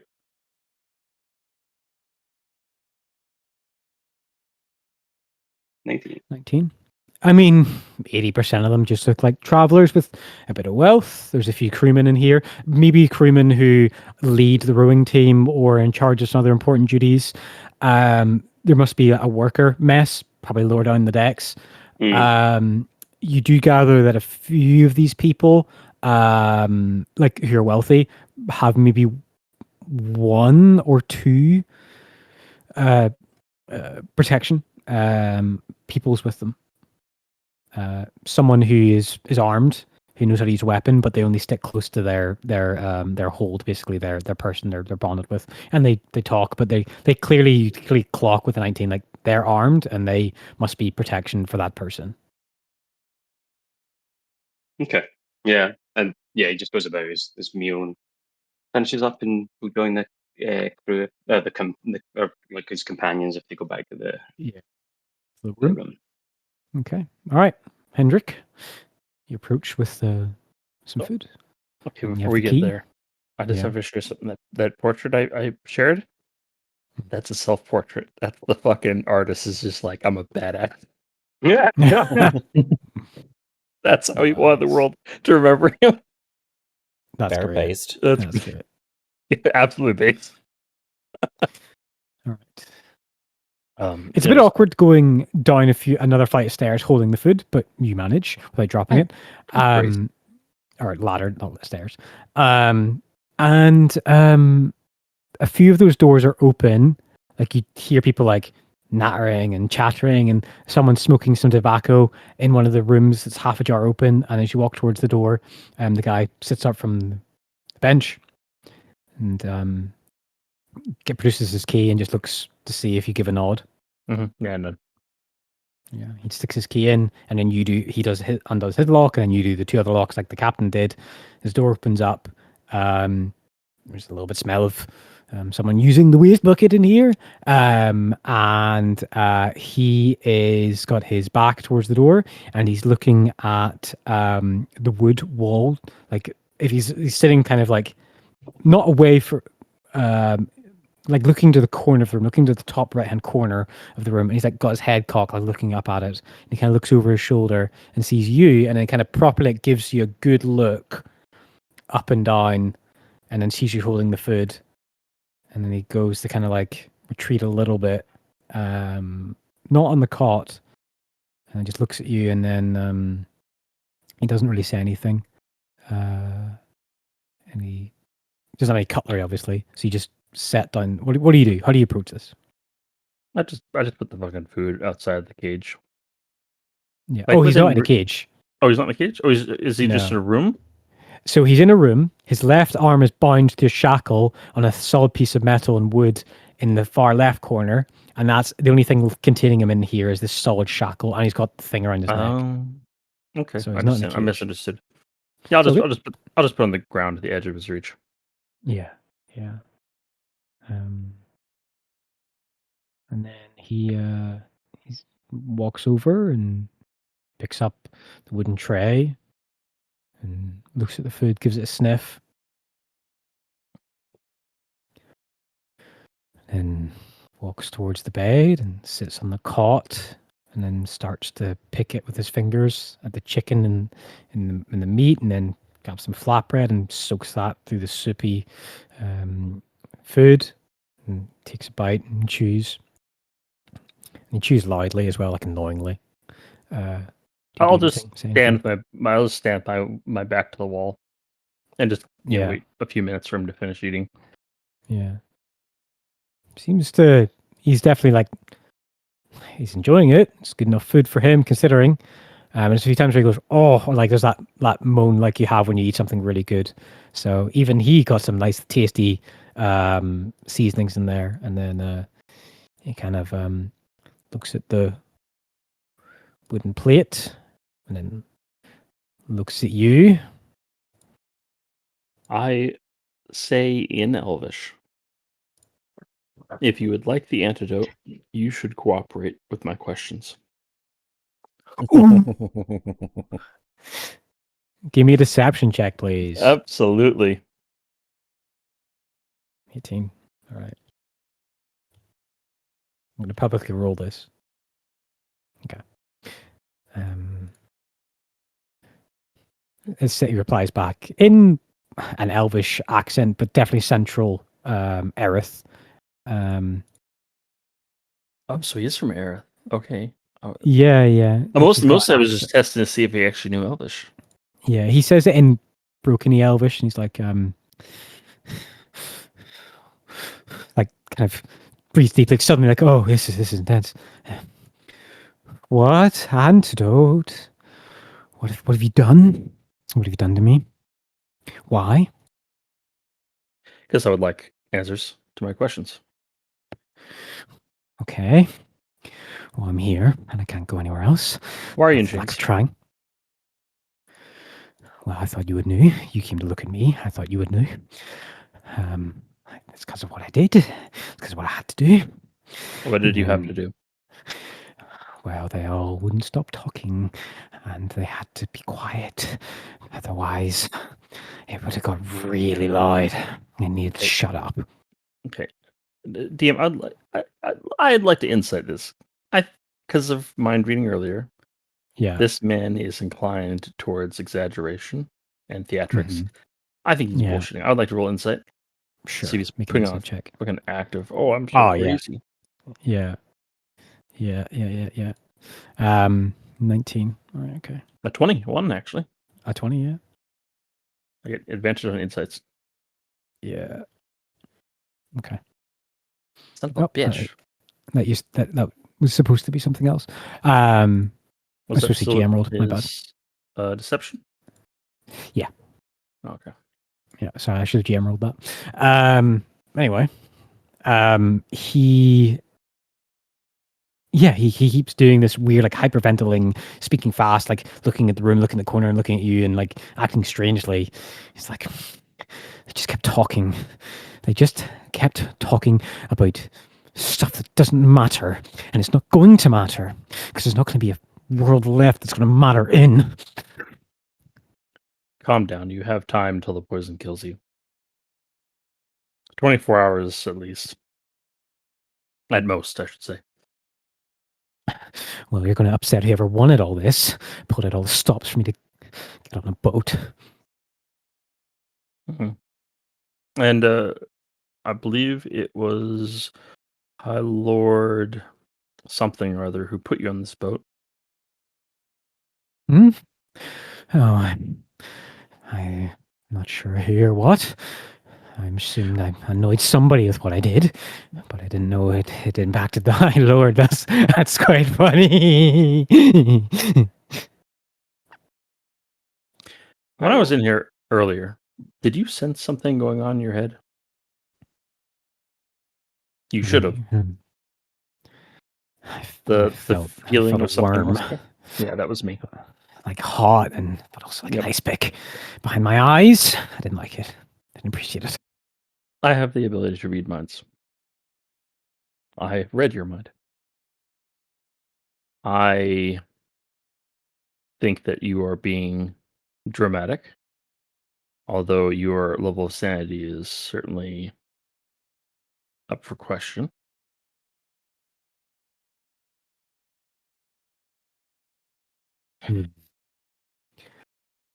But anyways, you are capable of going having a down. conversation. You can ask me questions. How can I elucidate answers to you, truth caller? For you work for the prime mind who knows all things and all history and all wants and needs. How can I facilitate you? Rest Why are you gestures here? his hands wide.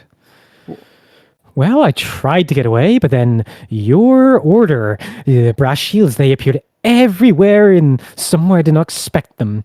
I thought I was safe when all the Veinstone came down, and my amulet would have worked, and I could have got on a boat and got away, but it just fucking appeared everywhere. I couldn't get away.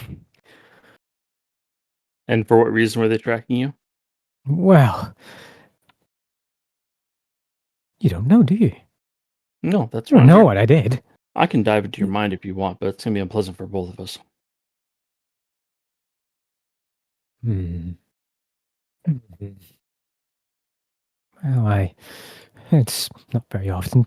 Well, not since I've done it. People's really asked me about it. I've just been on the run since I did it. Well, there was the first one. I told her not to talk. She kept talking. Well, the ink pen was right there. I got her to be quiet. But I didn't expect anyone else in the library. And there was a cleaner. And I'll be here in in 8 hours. To do for him. I'll come back in 8 hours then, when you're not feeding me lies, and I'll just leave to you. Before you go out the door, goes, I killed them. I killed all 8 of them. I know you did. Okay, bud. I'll see you in 8 hours when you decide to tell me a better story. Okay. And I will leave. Okay. All right. You hear like the chain shingling and rattling as you hear like a muffled voice through the door, like, Truth caller, I'm here to talk if you want to. I'm always here. And then the guard like just locks the door with you and looks at you like, that's fucking weird.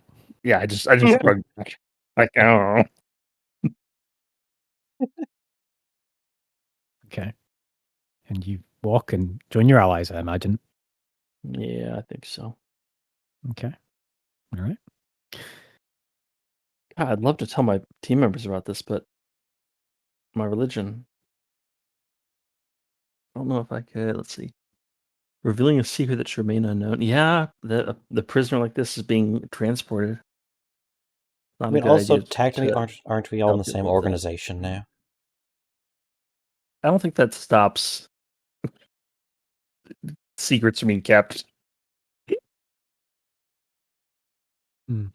I suppose in a kind of really theatrical way and also like a quite self-thoughtful individual level, I guess if Hendrik really trusts his friends, then it's not really revealing a secret that could get out because he would trust them not to tell anybody else. Okay. So I guess whenever Hurdle... Trust some of Yeah, his that's the friends, question. some of the time, Yeah. but mostly it's because Hendrik likes being able to keep a secret. Yeah. This is Hendrik's little thing. Fair. Yeah. Fair. Yeah, totally. All right. So everyone retire for the evening? Everyone wants the long rest? All the Yeah, characters pretty retire, make new characters. Yeah. All right. Okay. You'll find sleep. The shaking boat is something you're not really used to. A moving target. Some of you have slept in a wagon or a cart before, but this is different. There's still the murmurings of some voices on other decks that kind of pierce through and jar you awake just as you're drifting off. The smell of the alcohol in the chamber, the dried wine, well, not pleasant. But your beddings and your bedrolls make it a bit more comfortable. The salt air through the just general area actually works as a little bit of a deterrent for the worst of it. As you all fall asleep one by one. Orly. I don't know. Very clear memory pierces you in your dream hood. You're not wearing any shoes, although you have formal attire on. You have your ceremonial cap, and you can hear the drumbeat of music. And as you look around and your vision starts to really come and swell, you see your mother and your father smiling. You see your friends and your family jeering.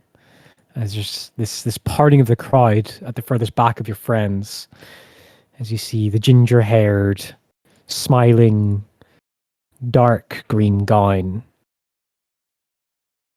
of Rosie in her wedding shawl and outfit, as the ceremonial first dance begins on your wedding night. And you're a gnome. She is as well. And you don't really get in the whole ceremonial celestial reckonings of everything you need to do.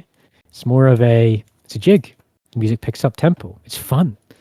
And as you hold her and you dance and you smile and you laugh, and someone passes you a drink as you're spinning each other around, and everyone joins in as this dance floor opens up in the middle of the forest floor, and there's just fireflies up and above and around, summoned for this. And it's one of the best memories you have, Orly. It truthfully is. And that night, again, that whole night, well, it led to something even better than that. It's not long after you had your first child. I remember being so worried to be a dad, so stressed and fearful, and thinking about where we're going to live and how we're going to make do, but you got there in the end. And time is skipping forward now, and you're there with your wife and your kid, and then the decision comes. Maybe it'd be easier. I mean, we love them so much. We want another one, and well, that happens again. And these flashes of memory of birthdays and parties and hikes and stressful days at work and coming home makes it all right again. And then it gets that day. We didn't see him anymore. You just saw a shroud of scale take off skyward.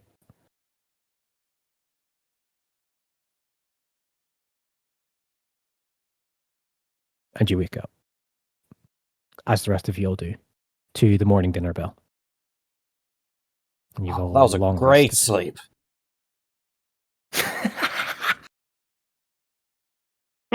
You can have a long rest. I sure am glad I didn't have any very emotional and ominous dreams tonight.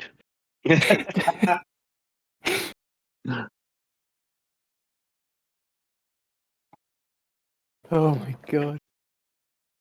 If you want My a life, soundtrack to that my dream, life Orly, trauma. Oh, I had a great sleep. if you want a soundtrack to that dream, Orly, listen to Lord Huron, Meet Me in the Woods. Oh yeah. Yeah. Literally, that's where I had a thought for this when I was listening to that song. All right. I think Morning bell rings. Hendrik sleeps for Yeah. 4 hours and then wakes Uh-huh. up and just lays in bed for 4 hours and like looks over at Sweating Yeah. Orly. at Orly, just like having a bad dream, just like Yeah. Yeah, the bell's rung. You get your, clothes on and you go, and it's nicely salted meats that have been cooked pretty recently. Thick cheese spreads and some morning grog as well, some alcoholic beverage and refreshment, and some potted water as well, some fresh water. To go along with your breakfast, there's some porridge as well, and fruits. And you're like, shit, fruit on a ship at sea? And you go, oh, well, it's only 4 days. So it's not a super long journey before they make landfall again, or where that may be. And yeah, so. That's a good song choice. Yeah. Imagine having a there anything low-level you guys would like to spellcaster do? that can cast like clean food and water or whatever is fairly valuable on a ship. Yeah. Ah, totally. Yeah. All right. Is that anything you Is guys there, want to do? Is there a crow's nest? There would be, yeah. Yeah. I would say Orly didn't even join for breakfast or anything like that. He would have, and I'll roll sneak for this because I do not want to be followed caught. or. Yeah, go for it. Yeah, I'll spend most. Oh, he's gone. He snuck into the fucking next session. All right, we'll see you in the next campaign, Ollie. Bye, guys. Yeah, you're in the crow's nest before the guy who's supposed to be in the crow's nest is there. You slept in the crow's nest. All right. Wait, you guys slept? Up in the crow's nest. Just autopilot, rogue autopilot. God, Mm. the swaying would be the worst in the crow's nest. Like being Like, rocked sure. to sleep. Don't worry Sick- about it. I would have probably puked sickeningly. my guts up anyways before I got up to the top. Yeah. So what do you do up there when you're there while all your friends are eating breakfast? Throw up. I throw up. Yeah. No, that's on the way up. There's probably throw up Yeah, underneath what the a, crow's what a nest at the fucking start of dick the ladder. move that is. Go up to the crow's nest just to get sick on everyone on the deck. No. The crow's nest is swaying back and forth so hard. As long as you puke at the apex of the sway, it'll just shoot off 20 feet Well, off I the was gonna side of say- the- I was gonna say, just looking up, just completely, like, white-faced, half-dead, staring up, and that would be it. To be honest, Yeah. if anyone was to look, like, even look at Orly right now, it just that of a ghost. Yeah. Quick, someone cast Spare the Dying on him. Well, It failed. you It know. failed. you guys know that Orly likes to sneak off, so it probably doesn't worry you too much. So when you don't see him at breakfast, Honestly, it's more of a pleasant surprise when we do see him. Yeah, I know. Show up to sessions more often, Orly. Yeah, that's it. Oh, In my God. heart. All right, wow, that was not the joke I was, Was that that was not the joke I was making. That's tough. No, Cypher, I was on the same page as you. Okay. Wow, I mean, I try and give him credit for his stealth skills, and it just gets turned into an insult. hmm, It's Alright. fine. I'm Irish. It's what I'm used. Me too. All right. So it's been around 8 hours since you saw your creepy guy, Hendrik, and then anything else people want to do? You've got a ship, you got a boat, you got free time. I'll be putting in some extra shifts. Nice. Leonardo wants to have a little bit look into if he's allowed, obviously, the like assistance with cooking and things. He wants to. He probably hasn't worked Yeah. with these spices before. He's probably not going to be allowed to touch like the important shit, Yeah. but yeah. because they don't know him. But just so he can like watch and like assist however he can, so he can All right. help. So you walk towards the kitchen, and it's like a human person can like be height wise in it, and you see like there's like 3 sous chefs, a halfling, human, and a dwarf, and then there seems to be like the head chef with like the largest apron on, and it seems to be like divvying tasks to them, and they're holding this like large cleaver as they've got a chicken I've just been like half defeathered, and you see kind of knock on the door. They look at you, and they've got this kind of like definite kind of grease smeared face. Hands are clean though, because a hot like boiled pot of water like in the kitchen seems to be like washing your hands in all the time. Chef. Chefs. And he looks at you and he just goes, "Did you have a complaint about the menu?" No, in fact, it was quite the opposite. I noticed there was. I'm really sorry. You said the spices you gave a region. I can't remember where it was from. Sorry. Glantios Coast. I noticed the spices were from Glantios Coast. I'm a decent, okay cook, but I'm certainly nothing on that level. I'm not familiar with those spices. I was wondering if I could perhaps assist and learn from you. Where did you train? Where did you learn the craft? I have no formal training in the matter.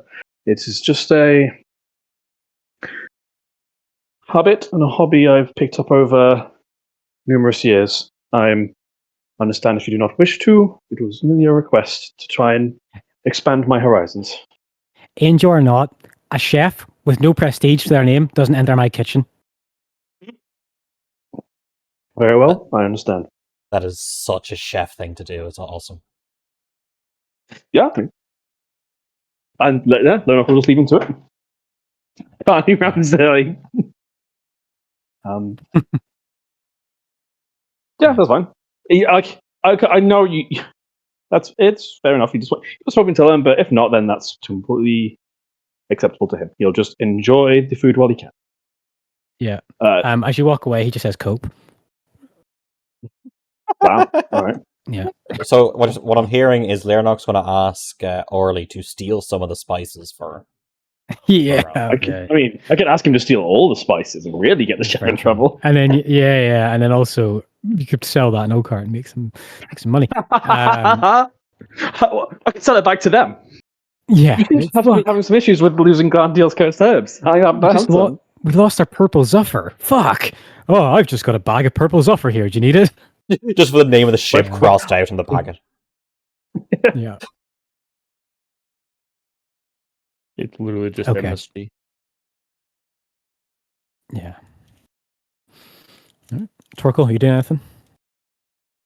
I don't think there's anything in particular that Torkel wants to achieve at the moment. I think just then you're around the ship, maybe taking in the sight of the sea and stuff like that, seeing if you can spot anything cool. Yeah, I mean, your really only experience with seafaring is like your dad was attached a few times to, write articles like travel brochures and like to make some extra money. And you're like, your dwarves of the mountain range and like the central, like proper inlands. It's fine, but you're like, this is not what my dad wrote about in the paper. Like, why would people pay a fortune to do this? This doesn't seem very pleasure cruise. Yeah. All right. Hendrik.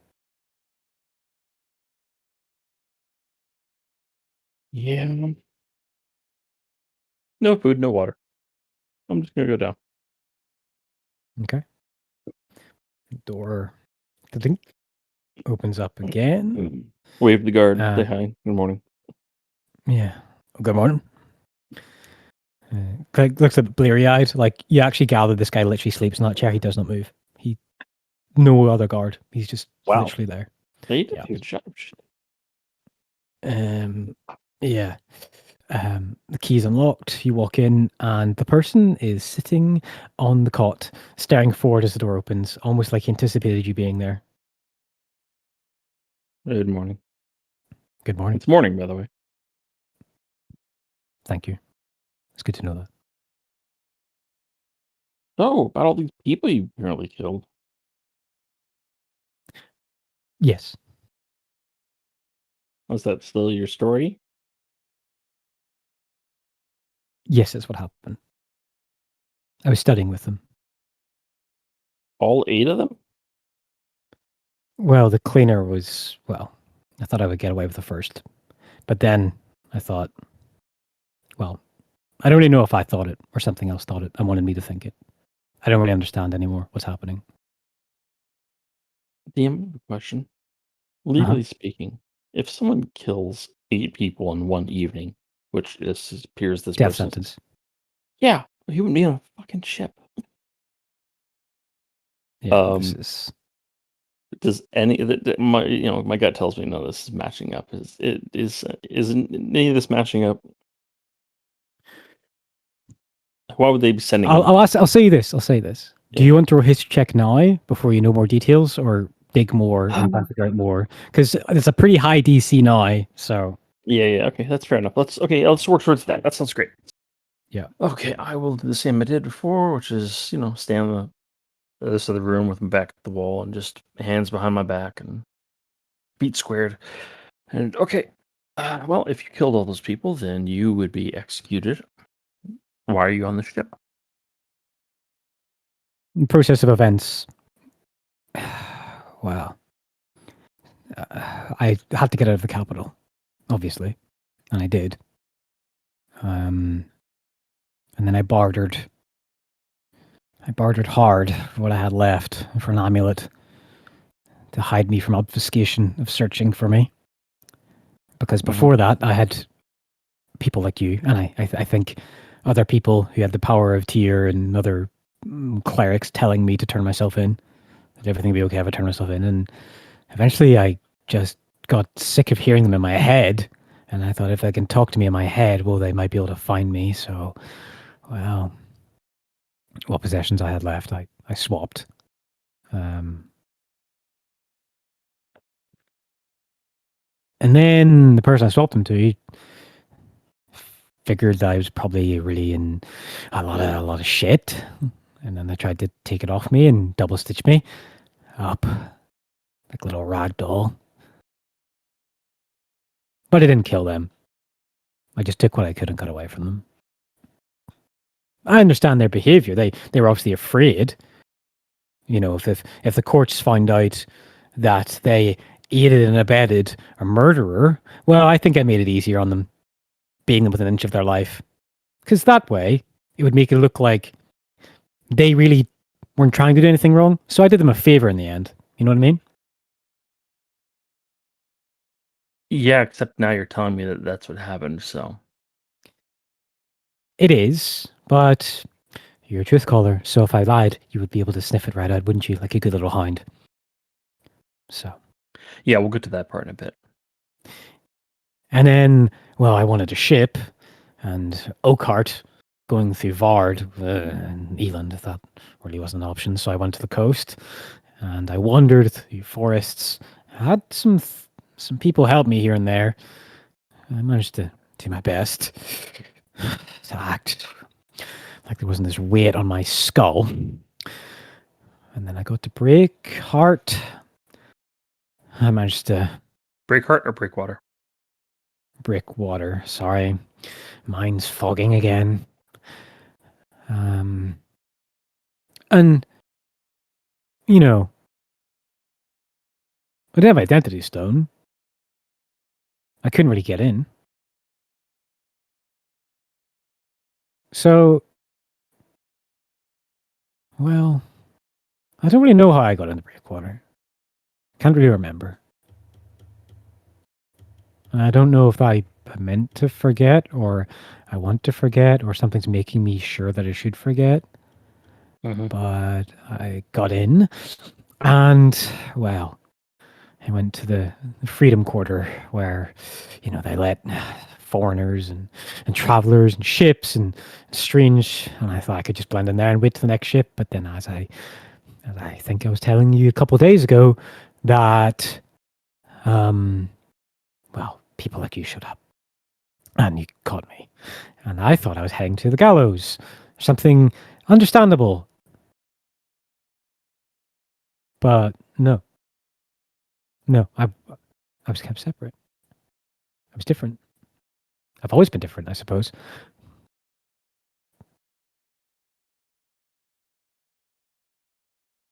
And you were caught in Breakwater. I was. Stupid thing, really. I should have just stayed still. But the detection stone, the non-detection stone that I had, the thing that kept me hidden, well, I don't know. One of your guys was able to sense that I had something magical in that. Seemed to have been like a dinner bell to you, your people. And they skunked me out. He just had like roll his fingers over his hands and his eyes and look at you. Like, The really question intently. remains, though: why aren't you dead? I don't know. I don't know. I don't know. I should be. I should be. I played and I played and I played and I played with their hair and I played with their fingernails. Okay, we're gonna double check everything you just said. I can do this as many times as I want, and it's gonna be more unpleasant the more you resist. I have no doubt that you're gonna probably try and resist anyways. It's fine. We got days and days together. And damn, I would like to detect thoughts, please. Sure. I need a wisdom saving throw from him. DC 16.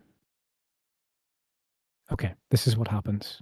As you cast a spell and look into his mind, He willingly submits and immediately broadcasts the image of his eyes as he literally smashes a woman's face into concrete and stone in front of you and smashes her skull over and over and over and over and over and over and over until his fingers and his hand is smashed into pieces as he's just smashing her face into the concrete until it's just a puddle of blood and his own broken wrist. I would like to roll a wisdom save. Yeah. Now I do. What's the feat I have? What the fucking feat? I think you're just an elf, so you have advantage on it on wisdom saving throws or something. No, I'm not. I don't have that. I'm not an elf. Or I mean, I am elf, but I don't have that bonus. That against specific elf bonus. I don't have that, unfortunately. Warcaster. I have Warcaster. So Okay, I'll roll advantage wisdom saving throw just to not. Yeah. You know. Freak out. Is it save? Yeah, save. 22. Oh, yeah, never mind. Don't need it. Yeah. I've seen this shit Yeah. before. Yeah. I'll just say out loud. Trying to shock me is childish. And I dig further. Okay. As the thump, the slosh, the thump, thump, thump just kind of gets weaker and weaker, you hear an old man's voice go, "What the devil has got? My God." What? And then just like you're moving so fast and you're on him, and then you just grab him and you're just choking him and squeezing the life out of him, and he just begs and he puts his your vision fogs because he's putting his thumbs into your eyes, and then you just start to just choke him harder, and the life just falls out of him. Supernaturally fast. You said he moved maybe. across the fast supernaturally. No, not fucking maybe. Definitely. Like if someone like propels themselves on all four legs across, it's not like it's more of just like a bind. Like he's there and he's on him. He's like just there straight away, like a misty step spell effect, just straight away. Okay. And then after that, he kind of like deeply breathes. He looks at his hand, and then with his left hand that's not ruined, you're watching all this through his mind's eye, and like he grabs it and it heals. Like the really hard spell effort, like not just magically like he's able to heal, like he has to use effort to will to heal it. And then there's just blood and ruin in the small study room, and he walks over to a desk and he grabs an ink pen and then just starts to whistle as he closes the door or opens the door and starts to walk through the halls completely covered in blood.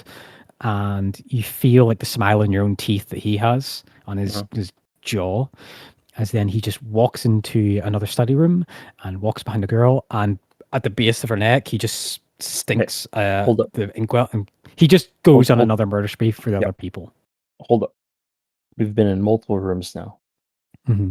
From his memory, it was at Erith, which I spent most of my time. Do I recognize this area? Make a perception check.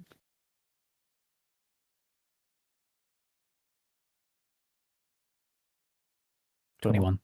The iconography, the design, the studying, the halls, the vast libraries. There's definitely there's Bahamut sigils everywhere. The banners of the Charthorne Academy and bindings of books. Mm-hmm. I'm starting to add a picture. It happened either within a campus or on the campus or a connected campus somewhere. Okay. A man sees him kill this poor girl, and he goes to run out the room, and he lifts his finger, and he is immediately enveloped in a 20-foot wide fireball and just incinerated.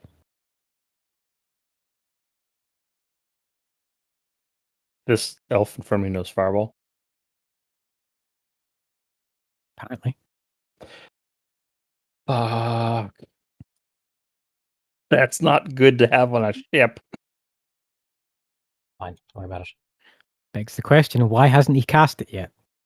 It's the gauntlet, surely. The next few people that are dead are not by his own hands in a ravenous fit of murder. It is thrown force of energy just bludgeoning rocks of force energy just smacking people's heads into pulp and crushing their lungs and smushing them into walls like there's an invisible pressure, like a whole loaded pallet of loaded stones is just being slowly lowered onto them. This is one of the sickest, most violent things that you've ever witnessed in your life, and he is smiling and enjoying that you're seeing what he's doing. I don't know, man. I think I've seen some horrible shit in my time. What was it? Sure. How many freaking of those wars with the tail end? Oh yeah, Yeah, the tail end wars. you saw Freaking no, one Yeah, two. tail end war. yeah. The other one happened a year after I was born, so I've only been through the Yeah. third. Yeah. That was definitely fucking wild. Heard some shit. Wizards Yeah, casting power with scrunch and shit. Yeah. Ascension. Mass ascension. Powered Scrunch. I'm making. I gotta make a 9th level spell with that name now. Yeah. And as all because this image is this probably you just recast the spell over and over, I imagine. Is it a cantrip or something, or is it a first level spell? Lasts a Until as a action, I can probe Concentration deeper throw, on a failed save. Okay. I would say in a minute you get all of that because he's giving you the tasting notes of his memory. I don't see it. A concentration up to 1 minute. So until he resists and passes the save, I'm in his brain. Yeah. Oh, he wants you to see all this. He never resists. Yeah, I know. I wish he didn't. And then the spell ends, and he crosses a leg over the other top, and then with his fingers he interlocks them, and then looks at you. Is that what you wanted to see? Is that what you wanted to hear?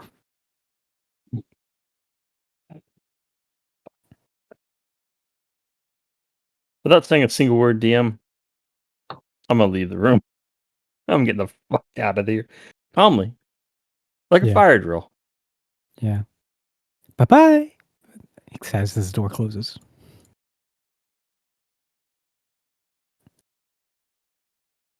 Well, shit. Now I have to tell the party. Make a history check for me, please. Yeah. Because you've seen all that. Well, not only that, but it's a fucking half-elf in Erith. We're not that common. Not that common. I'm an elf, not half-elf. But yeah, elves, not that common. Yeah, you're a moon elf. Very, very different. Also even more history. unique. Would I roll this normal or with advantage? Just normal, please. Normal. Let me see if there's anything I can do. Yeah, if there's any bonuses or anything. This is important. This is important. I'm gonna cast enhance ability on myself. I'm gonna walk at the door, turn to the guard, give a bow, lock the door behind me, and just I need somewhere quiet. I need somewhere quiet to think. I'm gonna go back to the barracks. Yeah. The lodge room. Yeah. Yeah, and I'll just go in there. I'll sit down and I will just sit and think for half an hour. And when I have my thoughts together, I will cast enhance ability on myself. Mm-hmm. My intelligence, so I can. Let me just post that shit. Yes, you get advantage. Disadvantage, and I will delve deeper into my subconscious than I have in a long time to see what the fuck is going on. Yeah. History. 14.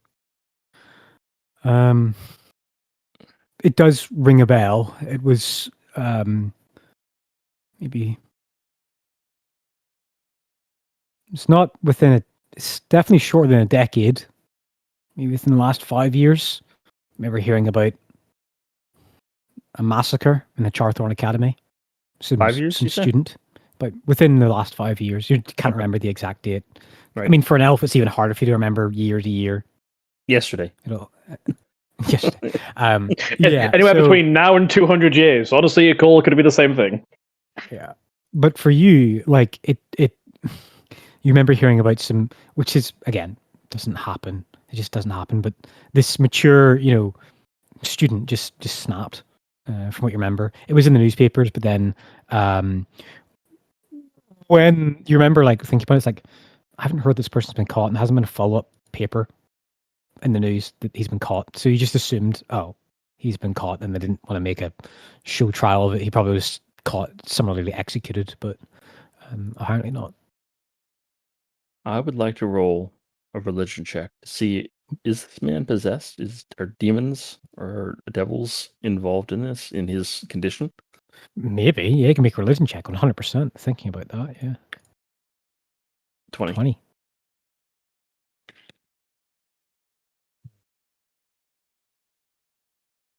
I mean, it's a worrying thought. It's a very So worrying thought. If it was possession, 5 years of possession, that'd be. I mean, maybe I'm wrong here as a player, but that would not work.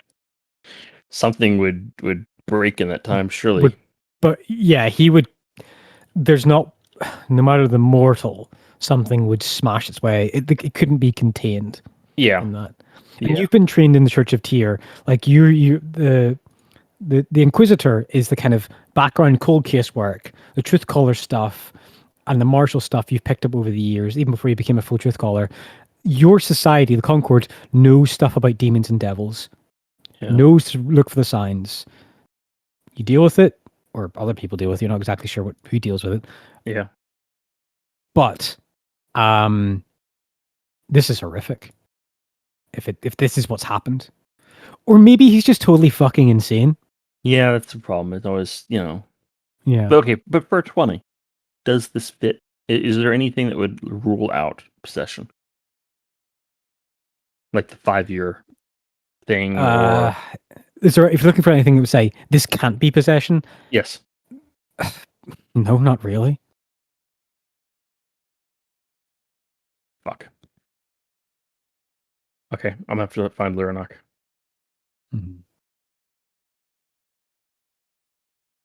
Oh, fuck. What would these... Maybe I'm digging down a hole I don't need to dig down, but Maybe. I can't help it. Yeah, I'll find Lyranok. Yeah, I can't.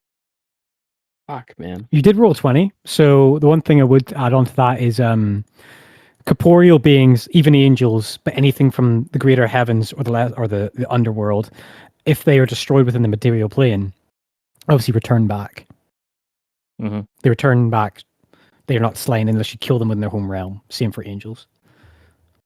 And that, to you, is alarming. Because if a fiend wants to be on the material plane for some time, must have some objective. If it is a fiend, could just be a man. Yeah, but if I get Lyranok and it is a fiend, Lyranok's gonna be like, "Oh, I have to smite it." Or maybe I don't know. Maybe he would. Yeah. Maybe he'd be understanding and patient, and we'd work together, or he'd smite. I don't know. Let's see. Piety, carry out punishment, destroy safeguards, or destroy dark knowledge, enact law of the land, teach people a tier, losing piety, undoing deserved punishment, or revealing a secret that should remain unknown. Can you can you actually roll me just the intelligence saving throw, please? Yeah, sure. I have advantage on it because no. Yeah, you do. Oh, do it. Yeah, saves her. Yeah, this is like again like a skill check, like thinking about something. 17. Just something I think with your 19 intelligence, something you would have thought of. Yeah, 17. So there's a few times where he spoke that you're not sure if he actually said that out loud or if he spoke it into your head. Uh-huh. Okay, well that's not good. Yeah. Well, he said, I mean, message exists as a spell. There are telepathy is a thing that does exist outside of demons and shit like that. Mm-hmm. Mm-hmm. He has to see the person in order to do it, though.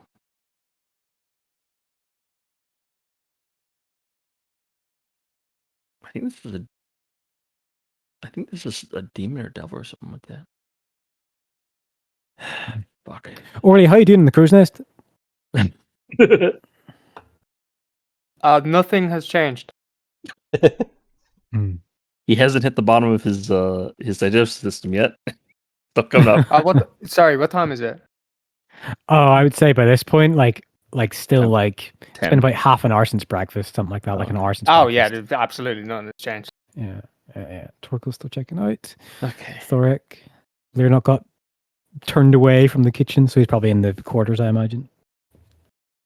Yeah, or that, or going to help with the rowing, Yeah. which like whatever's needed, really. Yeah. Yeah. I mean, you're literally all in a confined boat. There's only so many places people can be, except for Orly, who's Yeah, got so level that- 30. Oh, sorry, remind me. How big is this boat, like in terms of like, as an example, weight? Or As what, sorry? how big is this boat again? So just so I can. Oh, give me 1 second. I'll be able to measure it in a minute. Okay. So I just want to check. I was like, are we on this one of those massive fuck off galleons? I don't think we are, but The boat's about 100 feet long by about 60 feet tall from waters sitting at the bottom Okay. to then the top.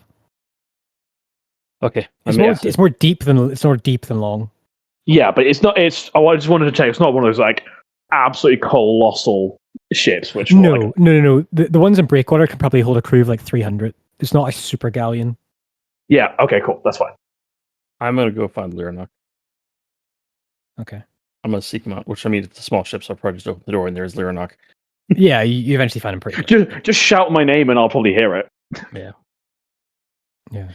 Okay. Yeah. Okay. I'll just walk up to Lyranok and just be like, Lyranok, I need your assistance for about 10 minutes or so. Of course, I will assist however I can. Toxie, is Lyranok wearing his armor?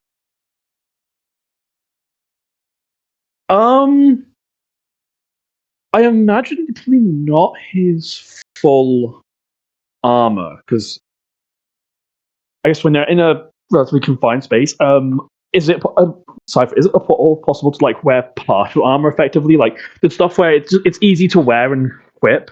Like the I gambit would not like say, full. do you have plate? He has plate. I would say you could wear half Below plate. that'd be padded. Oh yeah. Okay, Oh, yeah, I'd be happy with that. Like I said, it doesn't want to be like Actually, anything massive, but actually, if I remember rightly, It might just be breastplate, but you do have your under armor Yeah, from the thing. yes, that's what I was going to check. Actually, 'cause I gambeson. just remembered we have Under Armour Gambeson. Gambeson. Yeah, Yeah, you have a Gambeson. Gambeson. And then yeah. You know, what, he'll just stick to Gambeson then. He's happy with that. Okay. Yeah. And however, I will immediately have to go and check what is the AC of a Gambeson. It's 11 plus Dex, which is nothing for you. So you got 11 AC. Okay, cool. It'll be 13 AC with all my effects on. yes, Lyranok, grab your sword and meet you below deck. I have to have you look at something for me. Okay. He'll grab his quarterstaff. Unless you're specifically telling him the sword, but you also have not seen him use the sword at all for the campaign. It's also gone. No. Different So sword. I thought You got the I other sword? Yeah. I got the other dude's sword, didn't I? Yeah, you did. You picked that up. Yeah. I'll just be like, yeah, Lyranok, get the big sword. The execution sword. Get the execution sword. Very well. Hendrik, what is going on? I'll explain to you when I show it to you. It's complicated. Okay. No, because I mean he's sort of like on edge because of what he's being asked, but he's still going to try and help out. But Okay. Yeah. And I'll just lead him down below. And before we get to the guard, I'll just say, Lyranok, there is a person down here whom has committed crimes. I believe, sorry, they are restrained and kept from casting spells and whatnot. I suspect they are possessed or crazy. I don't know which. I cannot verify. You, however, I believe have tools that would allow you to detect demons, devils. So yeah, that's an interesting question. Obviously, this is somewhat mechanically speaking. I can detect themes, but would that work on a possession? I mean, they're in the person. Only one way to find out. Yeah, let's go Okay, to cool. it. Well, I just want to make sure if it's a known thing in the universe at the moment. If not, then that's completely fine. So just be clear, this Yeah. is not our prisoner. This is the prisoner of someone far more powerful We cannot execute them unless they're an imminent threat. I Yeah, it's the prisoner of your old would boss. not hope to execute them, but you understand, possession is quite a Yeah, I know it is. accusation to bring up. Well, That it's is, something isn't that adding is up. And if we're missing that is an information- important matter if that is the case. But I know. if so, then I will assist however I can. Just keep your head cool, and I'll lead him to the door Mhm. with the guard. And just tell the Yeah. guard, my friend's coming with me. He nods. Looks at sword. No, don't worry about Okay. it. He just goes, Yeah. okay. Don't worry about it. Wait, he looks at the sword and just goes, "That's above my pay grade." Yeah. Yeah. Okay. You want to open up the door? Great minion. He minds his own business. He does his job. I know we should hire him for the We castle. should hire this guy. I mean, we'll hire him to just sit around. Yeah. Okay. Yes, yeah. Okay. Open the door, The door opens up. and I will walk in. You walk in, and he is sitting back, relaxed on the table. The little cot he has. He's not eating anything. Obviously, didn't bring any food. He's got this kind of like, I don't know, saddish, boordish look across his features. And for you, Lernok, you just see a man chained to a wall, really, and looks quite downtrodden, rusty, dirty clothes, maybe a bit weak, a bit fragile.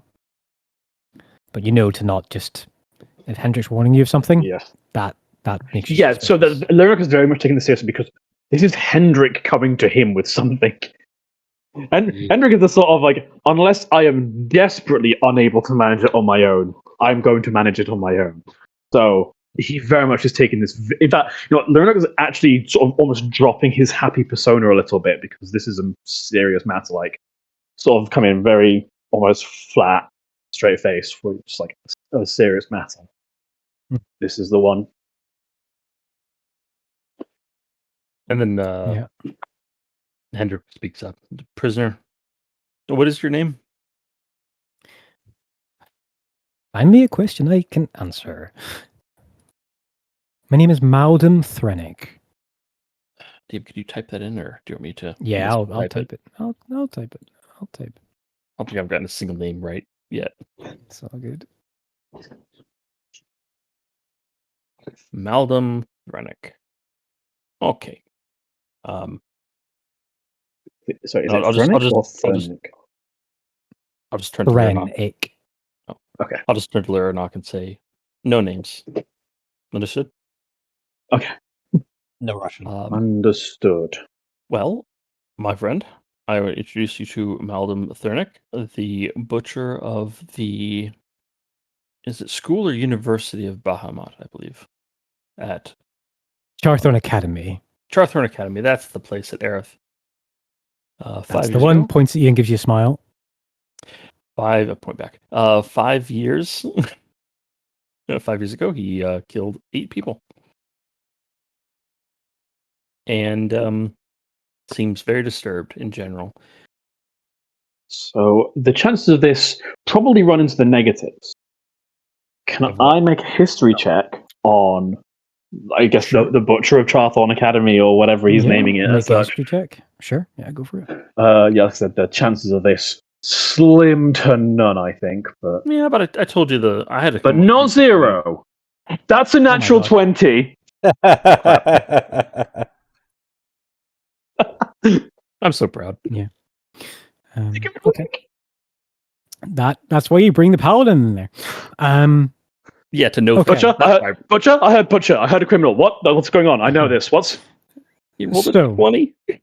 natural 20, baby? You do recognize the name. As soon as he says Malcolm Thrennick, you're like, oh, yes. Okay, that was the person who was responsible for murdering 8 people in Charlton Academy in cold blood. And you don't know if you ever found out they were caught. You remember reading the obituaries of students, a facility member. Not so much him, but something about the murder, something about the killings, does not sit right with you instantly, Leonok. Because one of the victims was very much the spotlight, in a way. The candlelight was on this particular victim because of her importance. Her name was Ruth Va. And her father was High Lord Juratus Narova. Oh. Okay. And that was, I'm assuming then Ruth Barr was one of the other students in Charthorne Academy? Yes, yeah. She was... just so I can get a check, when we say academy, what sort of, like, are we talking like university or college? Or... like university level.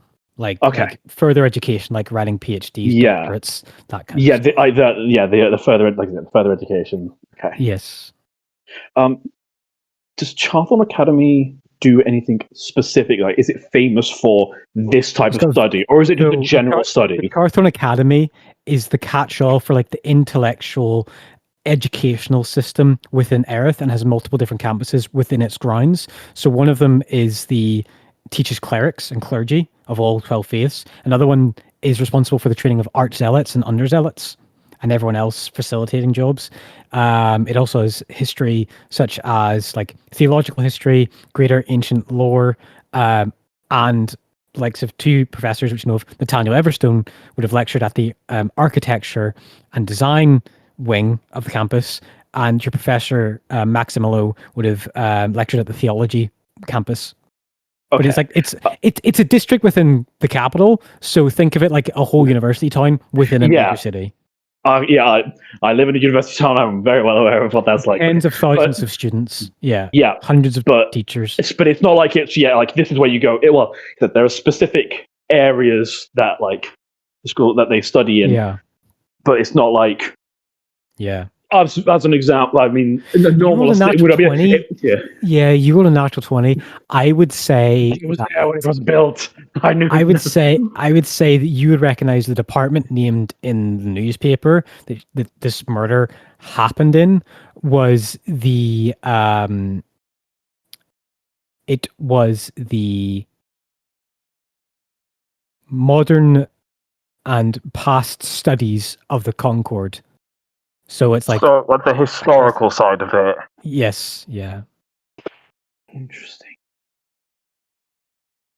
And from what the reputation for it was it just a case of it was a random killing, or was it overstressed student went nuts, or was there political gain to it? Like, what's the general level consensus? Obviously, I don't know if there's going to be secrets involved in government, all that, but like in terms of the public opinion, where the official line in the paper was that Malcolm Threnick was a half-elf, and they say that his family lineage could have been traced back to Tailland, and he murdered these people after Ruthva to make his escape. It was an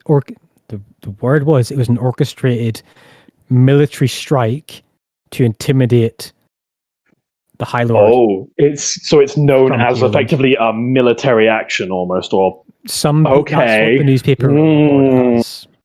I mean, the cast fireball. That's not like a normal thing that people can do. So once again, I think these things. So all that clicks into place. Understanding, yeah. And obviously, in the papers, there's going to be no mention of possession, because that would be a big no-no immediately anyway. Okay. The idea of it being possession is because of what that entails.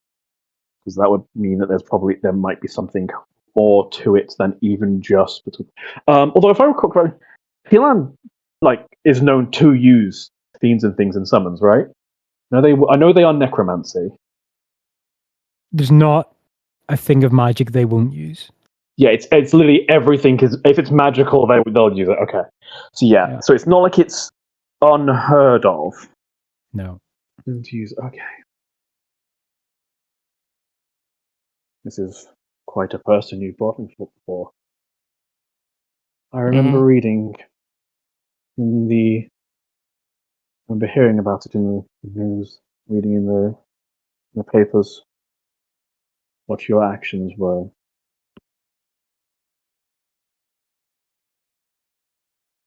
What led you to your actions? What caused it? And he's just going to look him like them dead in the eyes. He's asking this. Yeah. Meets your gaze. Then it leans off the chair a little bit. They wouldn't stop talking. They would never stop talking. They needed to be silenced. And I hope that answers your question. And he leans back against the wall. Cool.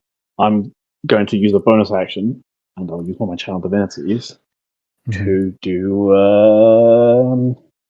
Where is it? Where is it nowadays? It's Divine Divine Judgment or something like that. Sense. Divine Sense.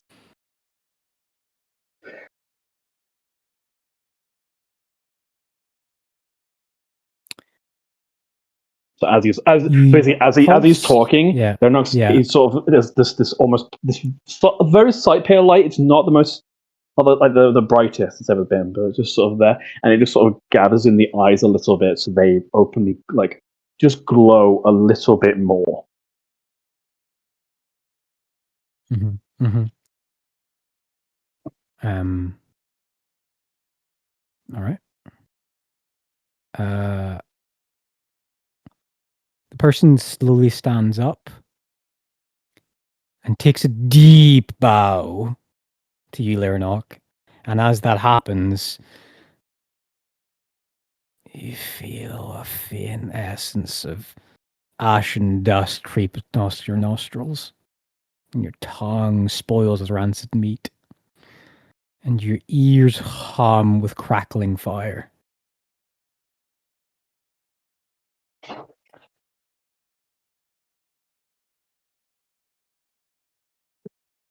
You always make it so boring. And stands back up.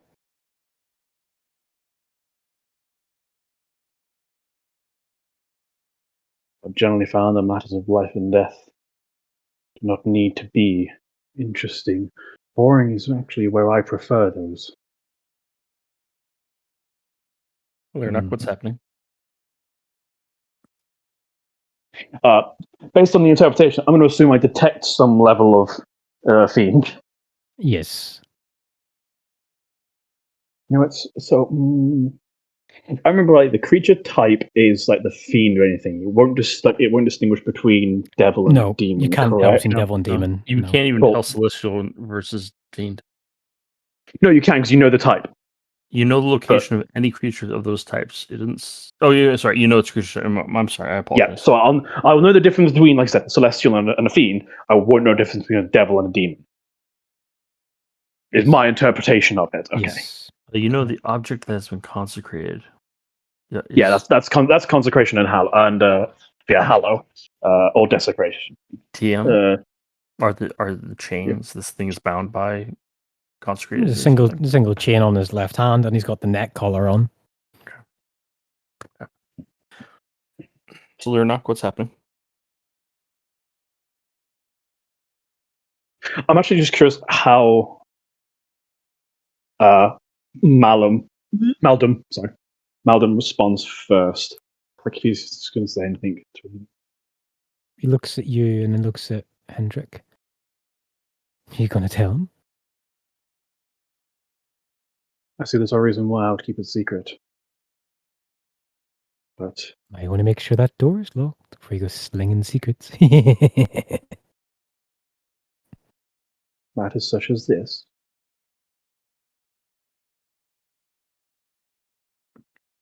Okay, Lernok. Why is it? I'm cutting it here. We need to leave. We're not here to question. I was just going to look at you, and there's that flat, almost look where it's like I try to push you're Lernok, interfering. but I can't because my strength is -1. Oh, Are you scared now? You're scared because you know what I am. It doesn't matter anyway. I can't even do anything. And then walks, throws his hand in the air. Good. Kicks the little wood I thing in the do corner. so enjoy seeing you like that, though. The feeling's Yeah. mutual. You're just as powerless as me. No, I do it by choice. I don't think you do. But no, come along. You can sit there and wallow. And then Yes, Lernok sir. will And allow sits down. then Lernok will allow him to be guided out.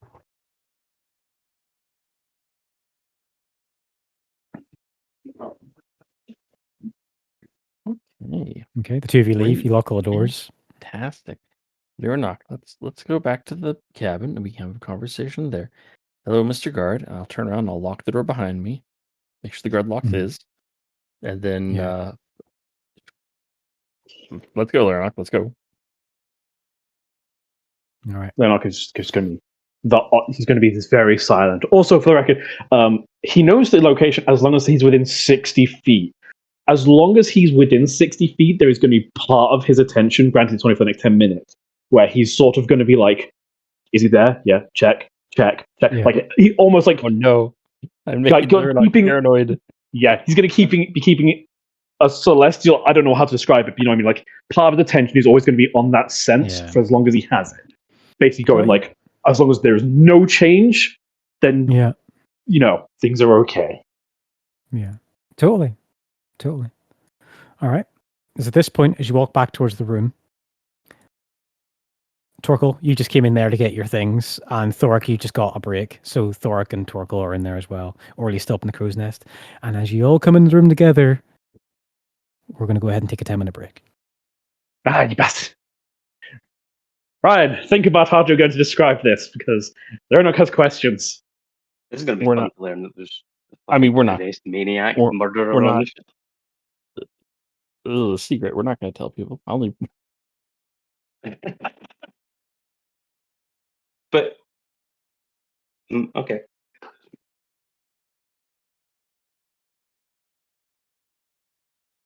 like at this point, I'm just like, this is none of my business.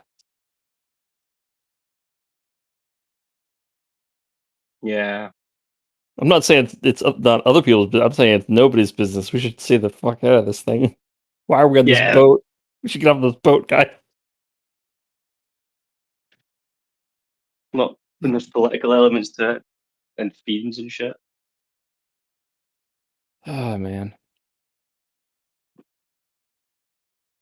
this cruise suddenly got a lot less fun. I love how we referred to it as a cruise. More like a ferry. Like a prison ferry. Yeah. There isn't even slot machines on this ferry. There's nothing cool. It's a dice game. Just Play pain dice. and death. Oh my god. I'm so angry with myself. I'm playing a fucking rogue and I forgot about reliable talent. All of my early rolls were passes. Oh, wait, do you have that at this level now? Yeah. Oh, shit, that used to be like a 10th level ability. Yeah, it used to be pretty high. Yeah. They It used to be just flag something your rolls to you had 10. to come, yeah, basically. Yeah, it's just Yeah. that they would have all been like at least 15 or 16. Like all of my rolls because they were all with proficiency. So One thing I do Yeah, have to... and I think it's like as long as you don't have disadvantage or something, or I don't know, it's if you don't natural one up something. I'll post it. Hang on. I don't remember. Memento. The thing is Ryan. Yeah.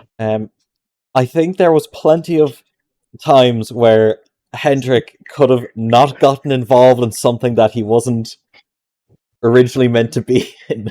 Yeah, like directly involved with, Yeah, I mean, it's not Hendrik's MO anyways to like... When things aren't already being taken care of, this thing is already arrested and disabled and being taken to a superior officer. I mean, That's fair. all I can do is make the situation worse.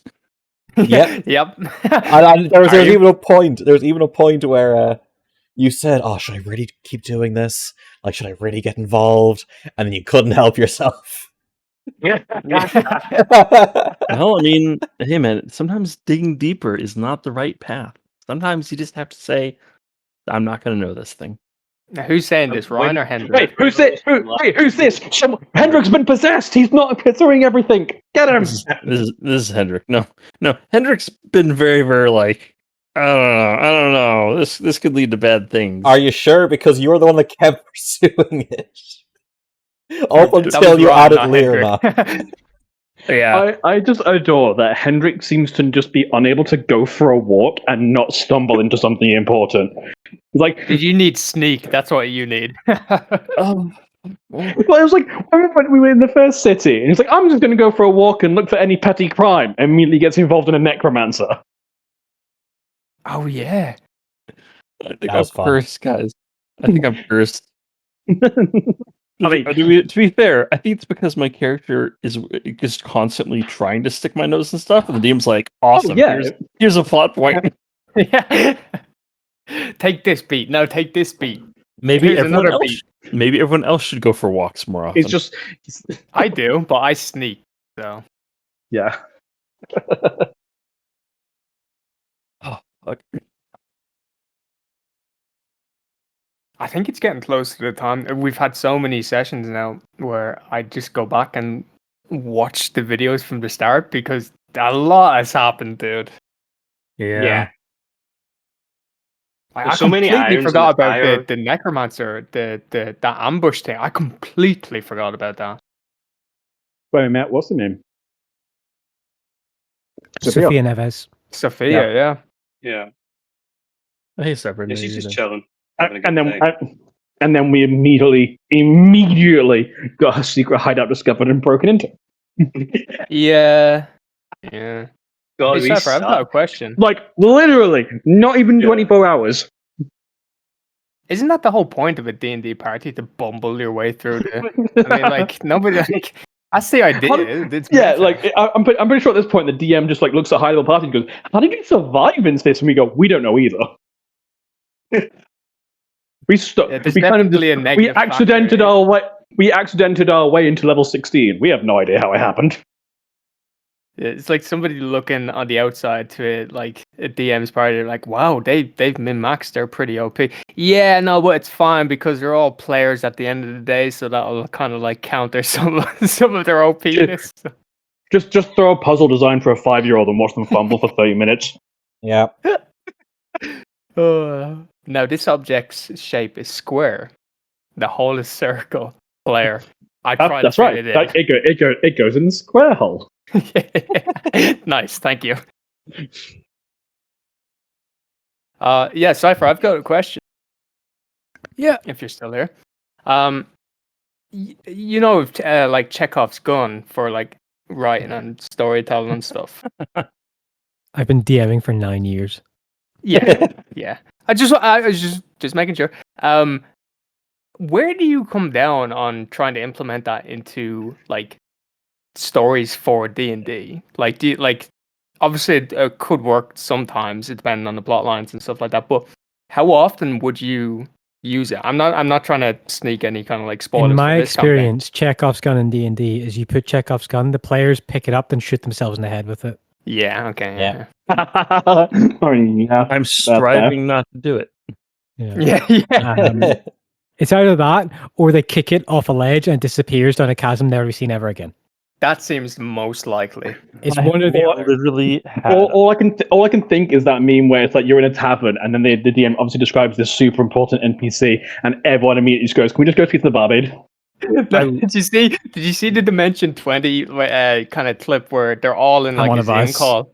Yeah, and it's like DMs definitely use emphasis to further players to blah blah blah blah. And it's like, so you enter a room, there's a bookshelf in the corner on the table with some goblets on the table, and in the corner, and then they all just jump on it. It's like, how many books are in the bookshelf? Do the goblets stack?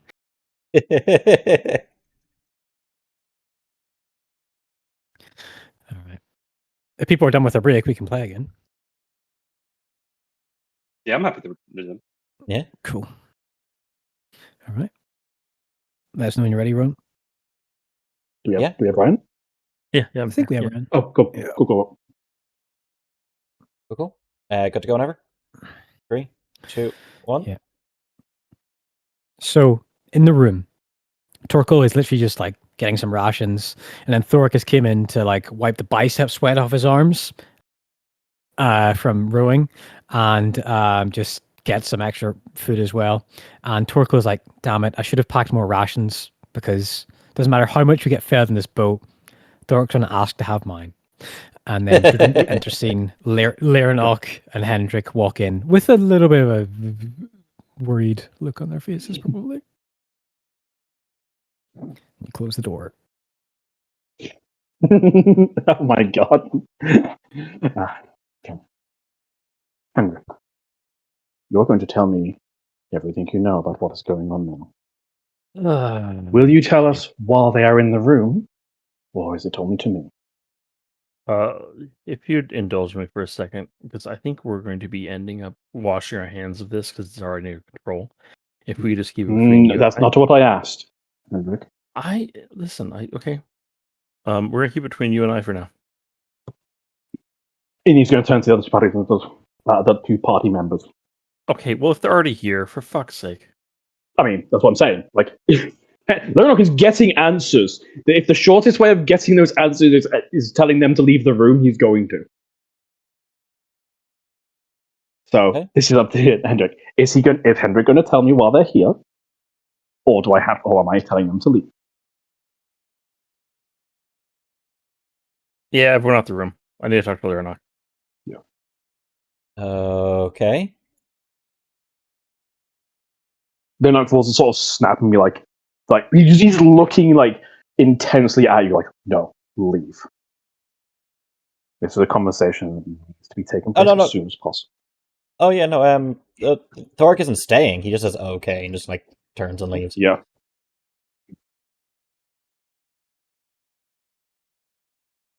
Torkel, do you do as well? Yeah, absolutely. I'll just leave. There's no. I understand when there's no point in putting up a fight. A lover's tiff. Yeah. It's one of that. You're just going to wait for them to leave the room. Close the door, lock it. And he's going to stand up to his full height. I don't know if 10 minutes has passed or not, but if it hasn't, his eyes are still glowing. And look directly at him. Like 3 minutes, 4 minutes since. Yeah, so we've gone out there and be like, so, what is going on? And do tell me why we have that thing in the ship. First off, we don't have that shit on the ship. The order. I don't really care about who specifically has it. It's I want to know why it's there. No. This is important. It's not under our control. It is there on the order of Lord Jurtis Va. They are transporting him from it. Transporting it. Sure. Because what you questioned me on, what you thought it might be, yes, it is. Okay, well, I don't know if it's possession or if it's a full regime, but whatever it is most certainly touched by a fiend in some way. Yeah. Okay. Captured in breakwater by the brass shields, being transported to Oakenheart. I don't know why Oakenheart, because the high this fucking title. High Lord Jurtis is located in Erith, last I heard. The creature is being restrained and magically limited and is not able to do anything. Normally, if not restrained, it'd be able to do things like cast Fireball and other horrible spells. I'm somewhat aware of what they can do, but what I want to know is, why is it prison? The crimes it did. Yeah, I know. It should be executed. That's why I brought you in, because, hey, if it was just murder, they would be executed when it was captured, but it wasn't. It's being transferred for some odd reason. That didn't add up. That means something's off. That's why I brought you in, because I suspected there's something demonic. And it turns out there is. Or fiendish. You say it's being transported on my Lord Jurtis Va's orders, yes? Yes.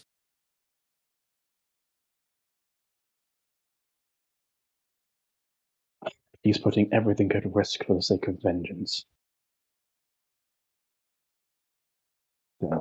It looks like that from the outside. Yes, However, yes, it does. And that is what I'm most concerned with. I have known High Lord Jurtus for many decades, and hey, DM, he's a reliable guy, right? He's a good guy. You feel so, yeah. Yeah. You mean he's a He's an upstanding member of the church. When revenge and in bloodshed is involved, people can addition, act in different ways. You have to admit, it is being restrained well. It hasn't broken out yet. And I've been in that room alone with it a couple times, and it hasn't killed me. Hey, I'm not getting any fiends anything from Hendrik, am I? Definitely not. No. Okay, good. Because I've been in a room alone with it. Oh, have you now?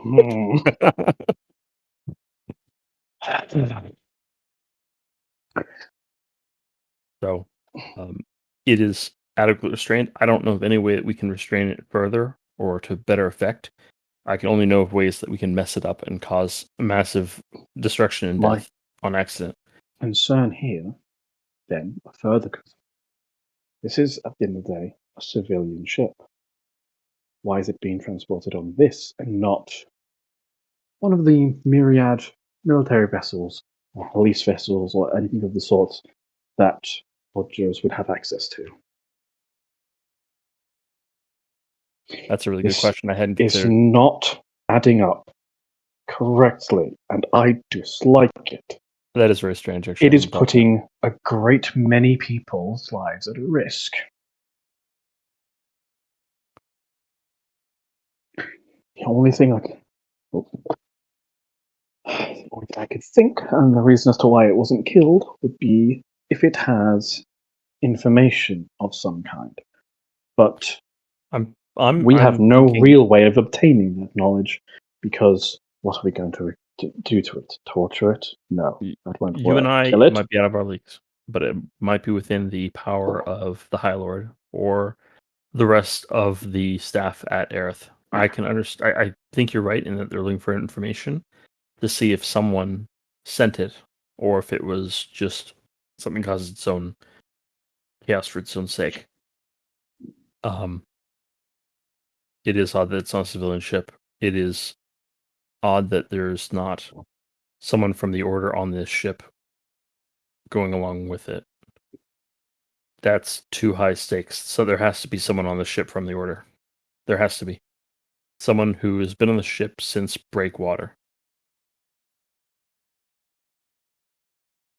So it's before we got on. Okay. Yes. Unless it's the captain herself.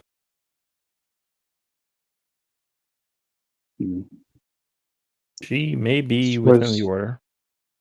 That could work if it was a hidden vessel that is secretly operating for them, but now is not the time to be risking things like that. There are countless civilians on board.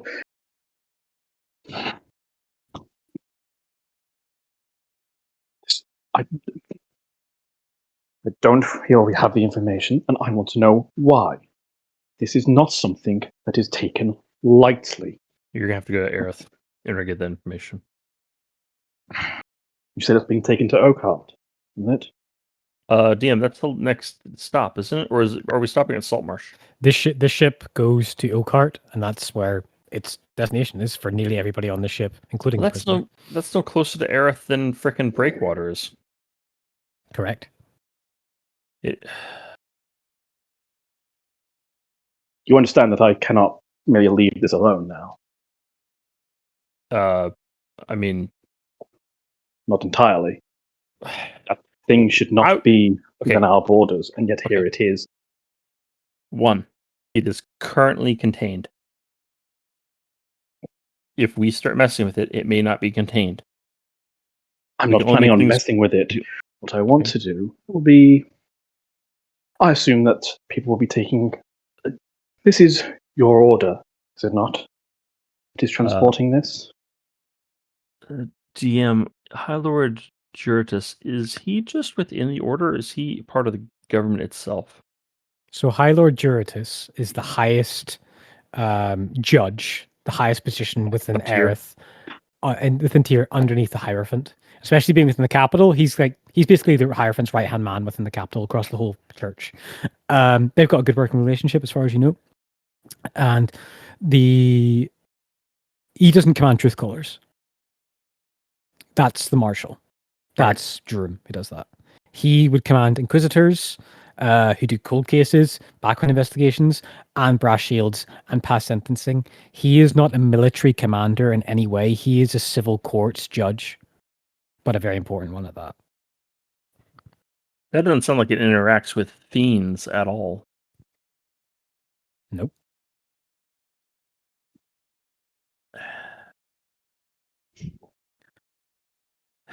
Lernock, this goes pretty high up in the chain of command. Well, I'm quite Within- aware of where Lord he stands in this chain. Right below the top.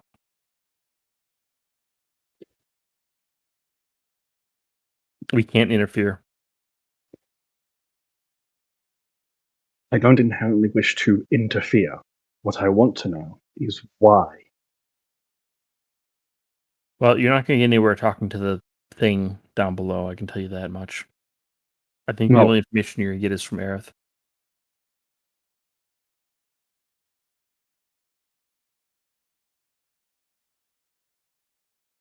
So you're saying that it is to be taken by boat from I don't know. to I don't know. Oakhart, I and then don't know. Oakhart to Erith? I don't know where it's going to be taken. I don't know. All I know is that the people who were in charge of this are in Erith. You're going to have to go to the capital and talk to the politician, the people in charge, in order to get any answers about this. And the prisoner is being I have no idea. taken off the ship? I would presume I presume, yeah. it would be handed over to agents. Someone will be in charge of those agents. Someone like you there. You can speak to them. Yeah. I don't know if they'll have a better idea. Maybe they'll be part of the order.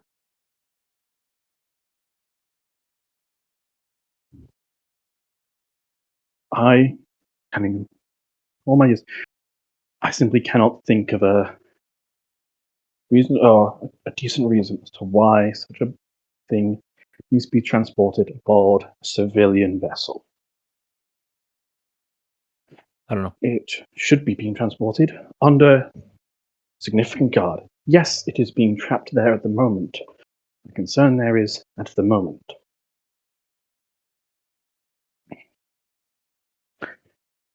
We will What need do you to wanna keep a do? close eye. We will need to keep a close eye on this thing. At least while it is here and in our immediate presence. I think that the best thing you if do we is get to Oakhart and we see it taken into more significant custody, that will at least allay my fears. Okay. But until then, I will not interfere, but I will keep an eye on it.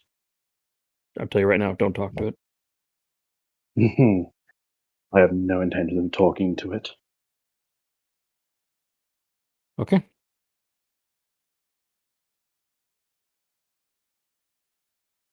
I don't know what you mean by. Never mind.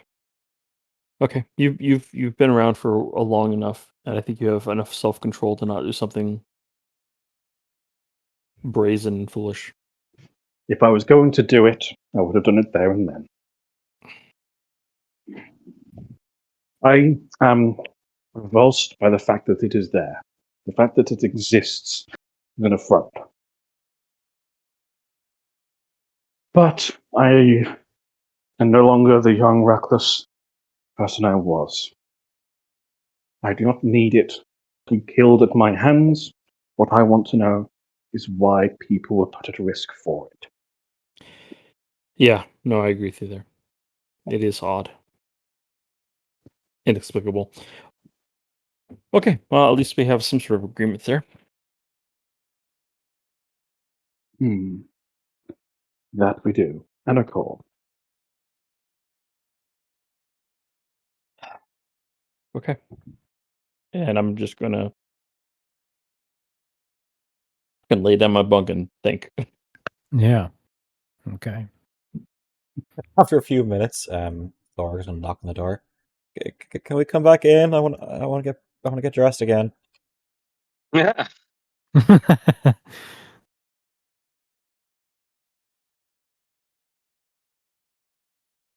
Lernok seethes. He doesn't answer. Oh Yes. shit! I was muted. Sorry, I was muted. Yeah, basically, as Hendrik sort of lays down, Leonard's going to open the door and he's going to go for another set of rowing. Nice. Nice. All right. Does anybody else want to do anything this day? Nope. Just row, eat, keep the armor from rusting. I would like to sneak, do the thing I wanted to do, and hopefully it works. Make a stealth check.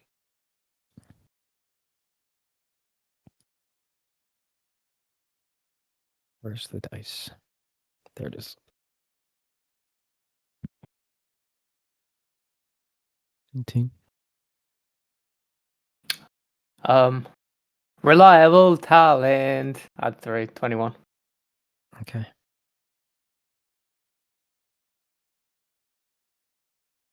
You're glad you used that. Absolutely. Did you see my message about all my early rolls? They you were all sneak into the kitchen to find that strong black, kind of licorice consistency alcohol.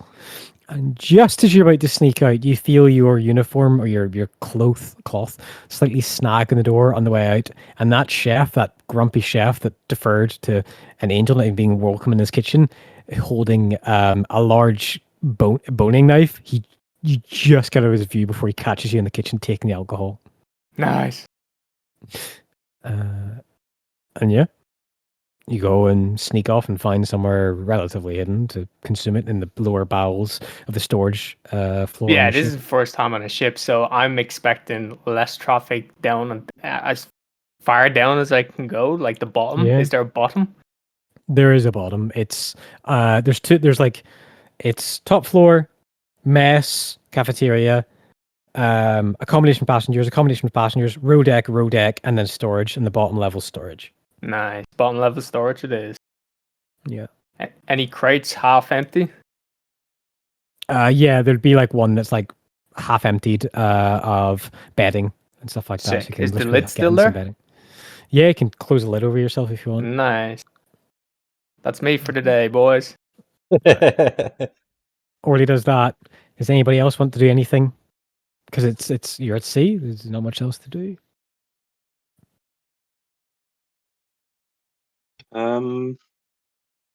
No, nothing particular. Okay. Nothing exact. Lyranok stews. Hendrik thinks. Ruined Leonard's day. Torkel works out some more. Or sorry, Thork works out some more, and so does Lyranok. And then another Friendly good bunch of hours competition. pass. Another good bunch of hours pass, and darkness is set on the horizon. Candlelight starting to get turned on inside, or even just divine spells to cast light. And you all feel the call to sleep.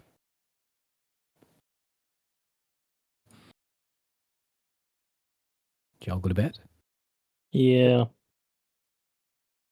I'm gonna lose piety, guys. God damn it. That's the best of us. Reveal a secret that should remain unknown.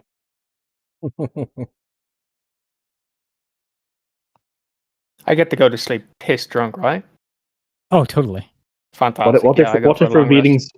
revealing Crow's said secret involved getting more information though? Yeah, it did, honestly, which is actually really handy. All right. The second day at sea. Morning bell. Pretty similar breakfast again, except this time there's a handful of pastries with some blueberries mixed into them.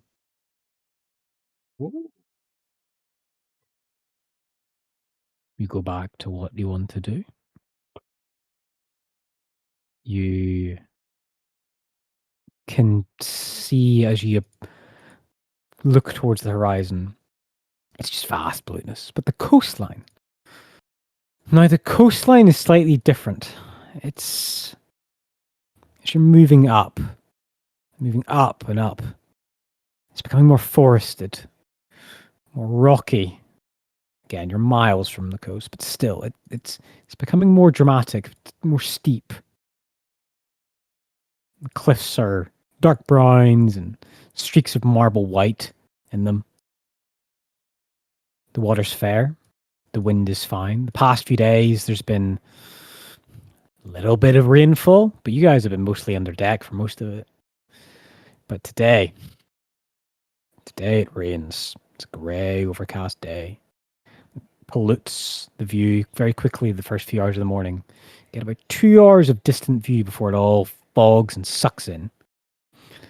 Strong south breeze. The sails catch a little bit more, so the oars are pulled in, and we let the sails do most of the work.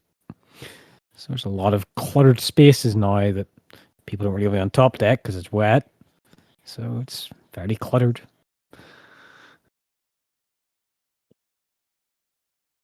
Unless anybody else wants to do anything, we can go ahead to the next day of sailing. When they're rowing, I think Thork might just quietly ask Laranok, like, "Hey, everything okay after last night?" Seemed like there was a bit of a. Couldn't hear what was said, but it seemed like things were rough between you and Hendrik. Is everything okay?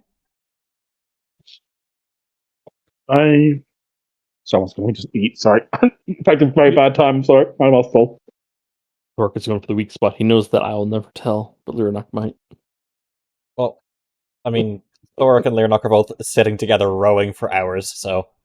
Oh yeah, fair enough. I'm very sorry about my behavior last night. It was not. I should have been better, but I was not. You have my sincere apologies. No need to apologize. Just is everything okay? Hendrik and I are fine. It was a conversation that had to take place with something that is very, very important right now. I don't think he wishes me to tell. So, and I will, until it becomes truly crucial, I would rather not betray that trust. But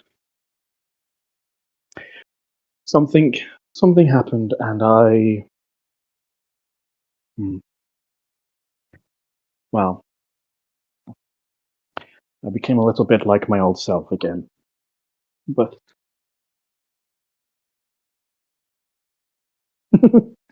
Well, a little bit like my old self, and I do not wish to be that anymore, but I may be a little bit not like my normal self during this journey. That's fine. I trust you and Hendrik, so if it's something that you two can handle yourselves, that's okay. But if you need anything, any help, just let me or the rest of us know. I'm sure I'll be happy to. If there is the slightest suspicion that passing this information on might exist, then I will do so. But till then, I will respect Hendrix's wishes and his wants to keep it secret for the time being. As much as I am not a fan of it myself usually, this is something I will make an exception for. That is fair. You know me. It's inquisitive. Is that the word for it? They say inquisitive. That's just me, but I won't pry. I appreciate that. I would also be glad if there's mention of it might be redacted from your report. Now you've just made him super curious. That's fine. He's allowed to be curious. Whether he will respect the boundaries is a question now.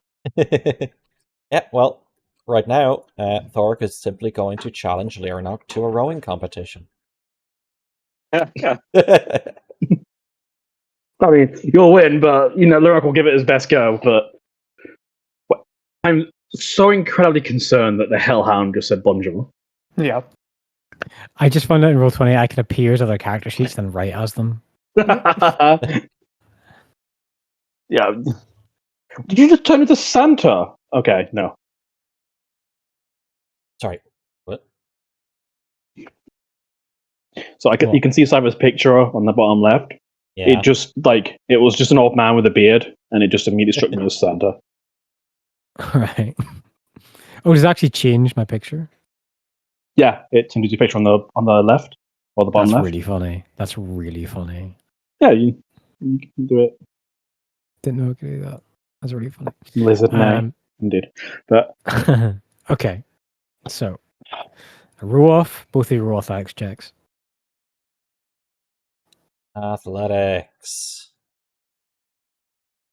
Oh wow! yeah, Wow. they're not Leonok distracted. is very distracted. And Thork's like, I gotta get this pump on if I'm gonna show off to Justea. Like, I need to be in shape. Oh yeah, no, this is 100%. I need to make sure I'm in top form. work out. If I can help. Meanwhile, at the same meanwhile, time, Leonok is basically doing the equivalent of "I'm just here to do the job," but his thoughts are very clearly elsewhere. Yeah. you can kind of tell that Oh. when Thork is in when he's in a bad mood or something, he works out to get past the mood. So it's like, anything good happens, yeah, I'm feeling good, let's work out. Anything bad happens, oh, I'm in a bad mood, let's work out. Yeah. The solution to all problems. Okay. Breakfast comes. Midday passes. Grey, overcast. The evening meal. Fine enough. A little less spice this time. And then you retire to your quarters. Sorry, I would have Rest. mentioned Orly Yeah. would have come back after the first day. It was just Uh-huh. one day, a one day bender. Yeah.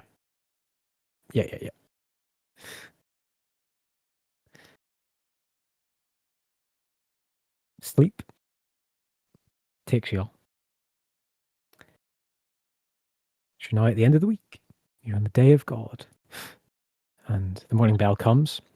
And many of the passengers and the workers and the few moments they have before, they either start the shift or they go to breakfast, you do hear dozens and dozens and dozens of people murmuring the morning prayers to Audrin, the Mela, to Mina, Thesnir, Talos. Not in unison, but just various people as they wake up doing their first morning prayers, as is tradition on the day of God, to give, as soon as you wake, to give the prayer immediately to the God that you bestow your greatest faith in, and then before you go to bed at night. It's a day to venerate God. And though it is a weekend, ships don't stop for a weekend. Breakfast is ready. You go about your tasks, keep you busy. Bit cabin fevery for some of you, I can imagine. Bit same. Leonok will weather do gets his worse. best to. Leonok will be doing his Right. best during the day to try and act like his normal self. But again, very clearly, he's still a little bit distracted. Anyone who's under deck just hears that pop of just raindrops, like heavy raindrops on the wood, on the floors above, and it just this sloshing of water. The waves aren't bad. It's a large ship.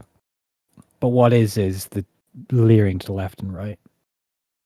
And then soon enough, there's a shout from the captain to bring oars out again, to rely on the south wind. We need to get it closer to the coast.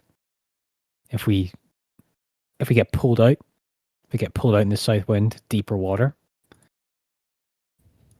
we don't have the means to defend ourselves for what's out there. The ship's not equipped for that. So, oars go out, drums are beat, shouts are commanded.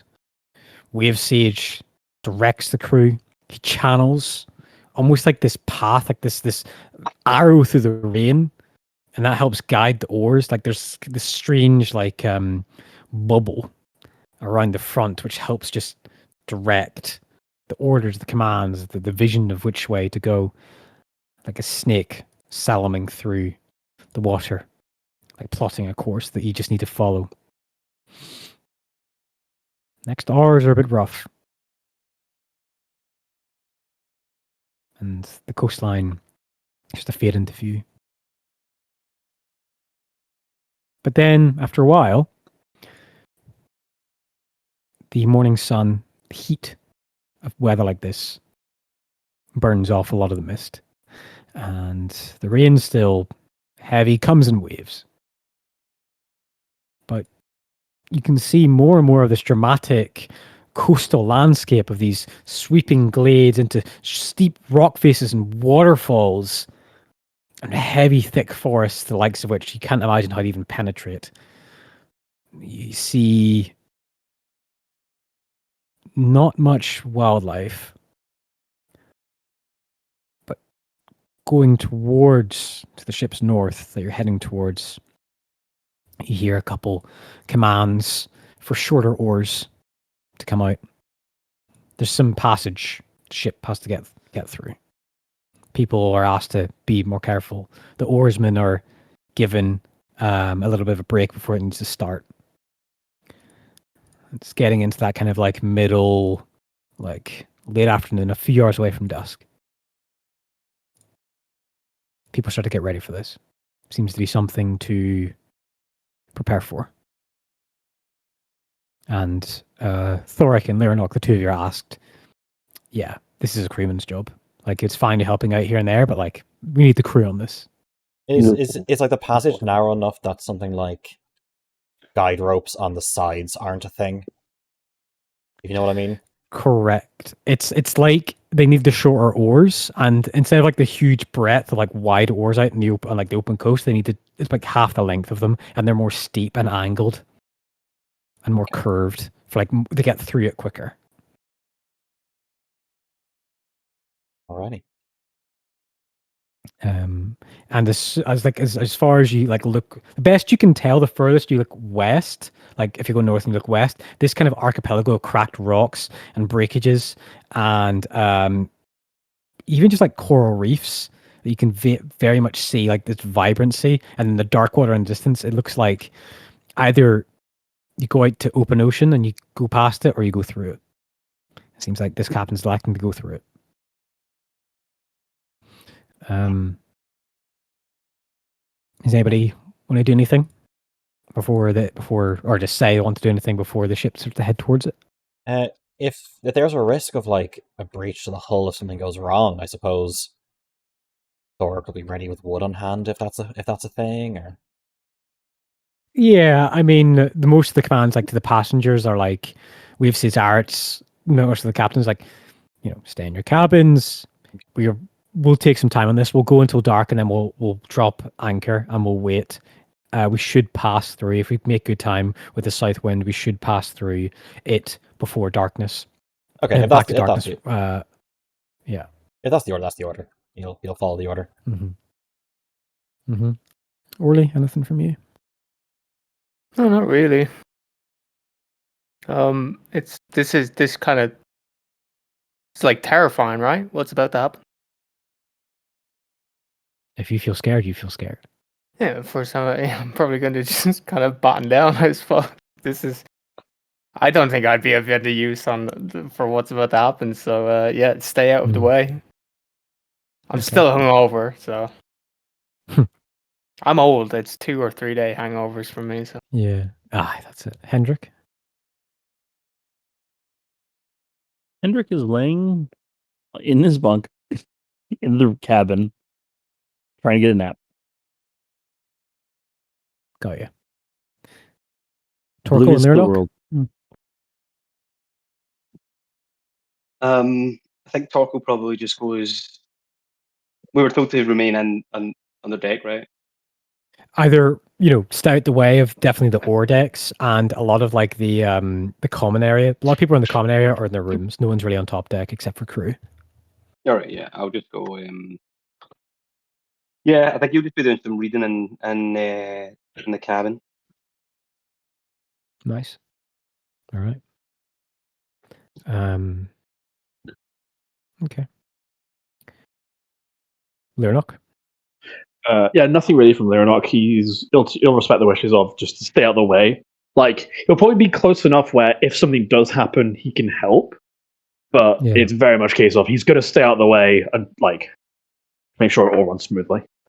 Yeah. And then he's just there as backup, really. All right. Okay. Final kind of like quiet, there's the drum beat and then the rowing starts. And you're like, okay, this isn't too bad. This is fine. And then like you've got small port window in your room, and then just this big shape of darkness like envelops the room. And then you kind of go, what was that? And you look out, and then you're like, oh, that's not a rock. That's not a boulder. That's a cliff in the middle of this reef. And another shadow. Every few minutes, just another shadow, and the light hangs on, and you're like, and you hear that like kind of creaking of wood. You hear a crack, like an oar snaps. Just one, not a lot. Some shouting below the deck. Someone didn't pull their oar in time under a command.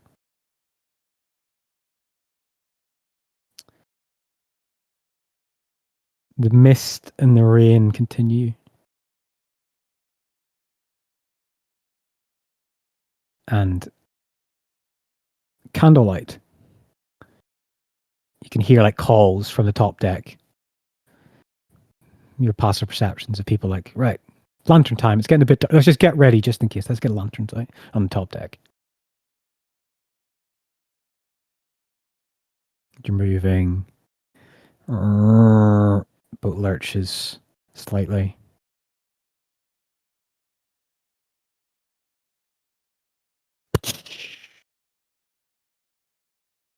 Man overboard! Man overboard!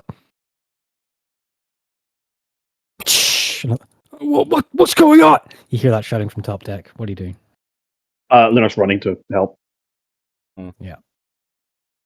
Okay. Or Like, run basically, as well. more or less, as soon as there's like man overboard, he'll go to again like this was something he was prepping for, like this to go out and help. Yeah. Okay. You're running. You're grabbing your things. You're going. And Thor go as well. You absolutely can go to top deck. Anyone else going? Yeah, I'll run up to top deck as well. Right. Okay. Orly, Hendrik? No, I'm not right now. All right. Okay. As you run up the top deck, grabbing your belongings, there's kind of this crush, this push of like push and pulls of some people like running down and like, get ropes. It's like, can anyone see him? No. What's that over there? And people are like, dozens of crew members panicking. The captain's like shouting, we're like, calm down. Get the lantern swung. Funnel them. We have Siege Arts is barking orders as well. And as you look up, you've got like vast cliff faces around you, like kind of just like being in the middle of a bowl of rocks, like of cliffs around. There's an entry and there's an exit. Everything around is too thin for the boat to go in between of. As you run to the top deck and you look out and you lean over the edges, roll perception checks for me, please, the three of you.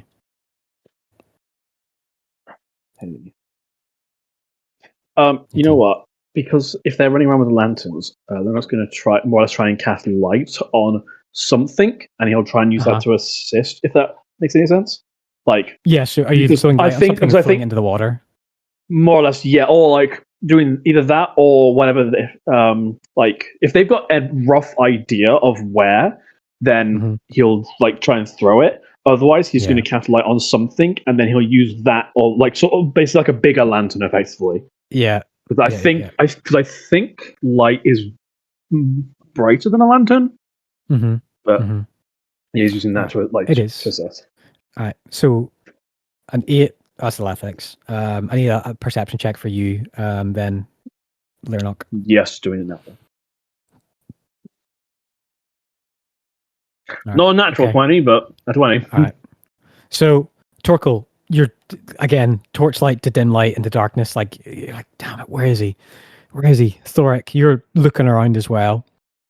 And just as you kind of go to turn to the left towards like the back half of the ship, Leonok, your gaze is drawn towards a rock face around maybe 80 feet away from the ship, like just at the limit of like where most of this light can go, and your light, and you see a man like sopping wet with water, like crawling onto the rocks. And then you hear the shout, like, all just go, he's over there. And they all like panic to get stuff and like get ropes and go to throw a rope thing over the side. And they're shouting like, Leonin, come on, swim towards us, we can see you. And with a 20 and an 18, Thoric, the two of you can see that he's bleeding. From this distance, you can see like red trailing down his left leg, and he's waving his hand, but you can't hear him. You're saying, Rah! Like you can't hear him speak. And then you watch as an eruption of water rips out of the ocean and smears against the rock face that he's on. And this burst of dark blue flesh and a fin, almost the height of the mast of the ship, just reach, and the man's gone. And it's just a smear of blood. I was going to try fly out and pick him up, but fuck. These whirlpools all around you start to twist and turn as they'll just spin, and the ship's oars are ripped out of the hand of the oarsmen, dozens of them at a time. And these just multiple whirlpools, big and spinning. The ship starts to creak and lurch in the force of them. And as that happens, you see half a dozen sails, fins, all shoot above the water. That's a lot of noise, I'm guessing. Like, even from down under. Okay, yeah, cool, I'm moving. Yeah. So you're running up topside. Hendrik, are you going the same? Yeah, at that point, something's going wrong. Yeah, a lot of people are like, what's going on? And get some light out there. And the captain's like, keep composure, like shouting commands. It's this point, as everyone breaks out the top deck, as you all look across the region and scan, you don't just see fins, you don't just see fish moving and darkness and strange things. You see strange scaled humanoids twisting through the water. They are dark and grey and red and ruddy. And then in amongst all of these strange shaped fins, you just see massive ones, these huge ones. Maybe 3 or 4 of the big ones that took that man on that rock. I mean, I need to roll initiative, and I'm going to take you to the battle map. Hell yeah. Oh no. So the question of armor. I suppose just generally, would we be wearing armor? I'm not sure if it's like I would say you'd be in a thing. gambesons. Yeah, let me just go to my inventory and see if I can take off my carapace, put on the gambeson, but still have my weapons and shield, yeah? Yeah.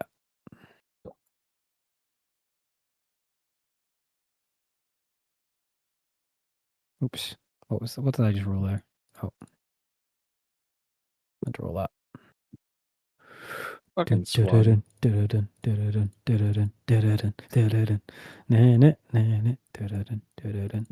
Oh shit, this isn't good.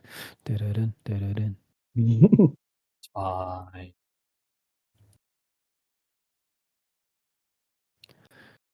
Damn, it's got +5 initiative, and it didn't fucking matter.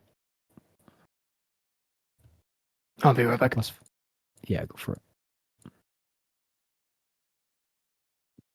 Now, question: Does anyone want to swap their initiative with me if they think it'd be advantageous for them?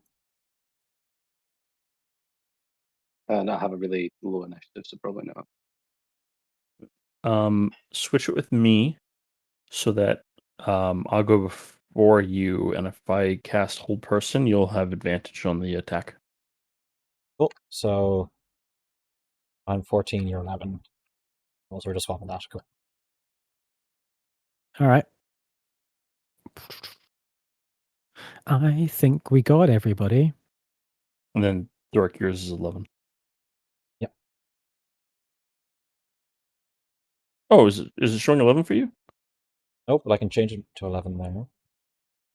There, okay, cool. Oh, did you guys swip initiative? Yes. Yeah. Okay, Hendrick's 14 now. Is that correct? Yes. Yep. Okay. All right. All right. Orly's got the highest initiative. All right, I'm going to put some combat music on. Dun, dun, dun, dun, dun, dun, dun.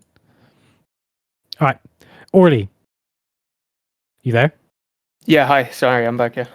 It's okay. Right. So you run up to top deck. There's water. There's spray. There's panic. There's shouts. You haven't even got a chance to really skate your surroundings yet, but there's just. You can immediately see the tokens out in front of you. You can see these strange humanoid shapes swimming through the water, and they look like fish, shark men. They have these rancid rows of just black and blue and red covered teeth. And then there's actual huge sharks swimming in the water around them. Oh my Your god. turn. Okay. Is it like heavy downpour or rain? Yeah, it is. So Does that? I can't remember. Does that have an effect on attack? I'm about to check it. Oh, I accidentally closed that. So it might count as Disadvantage, maybe. it might be disadvantage on range shots for them. Let me just double check that.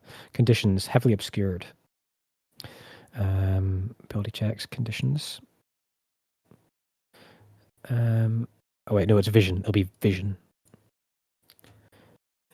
So dim light. So it's a disadvantage of wisdom past the bright light areas.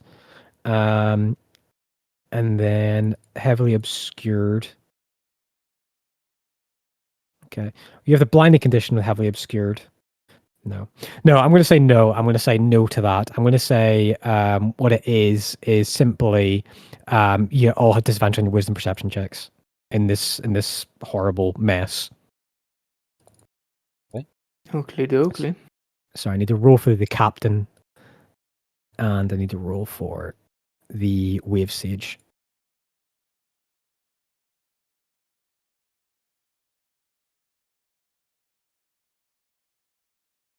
Okay. Oh God, what have I done? You said disadvantage on wisdom. Was it Perception wisdom checks? Perception, Just perception checks. check. Okay. 13. You got 13. Okay. Okay. Cool. The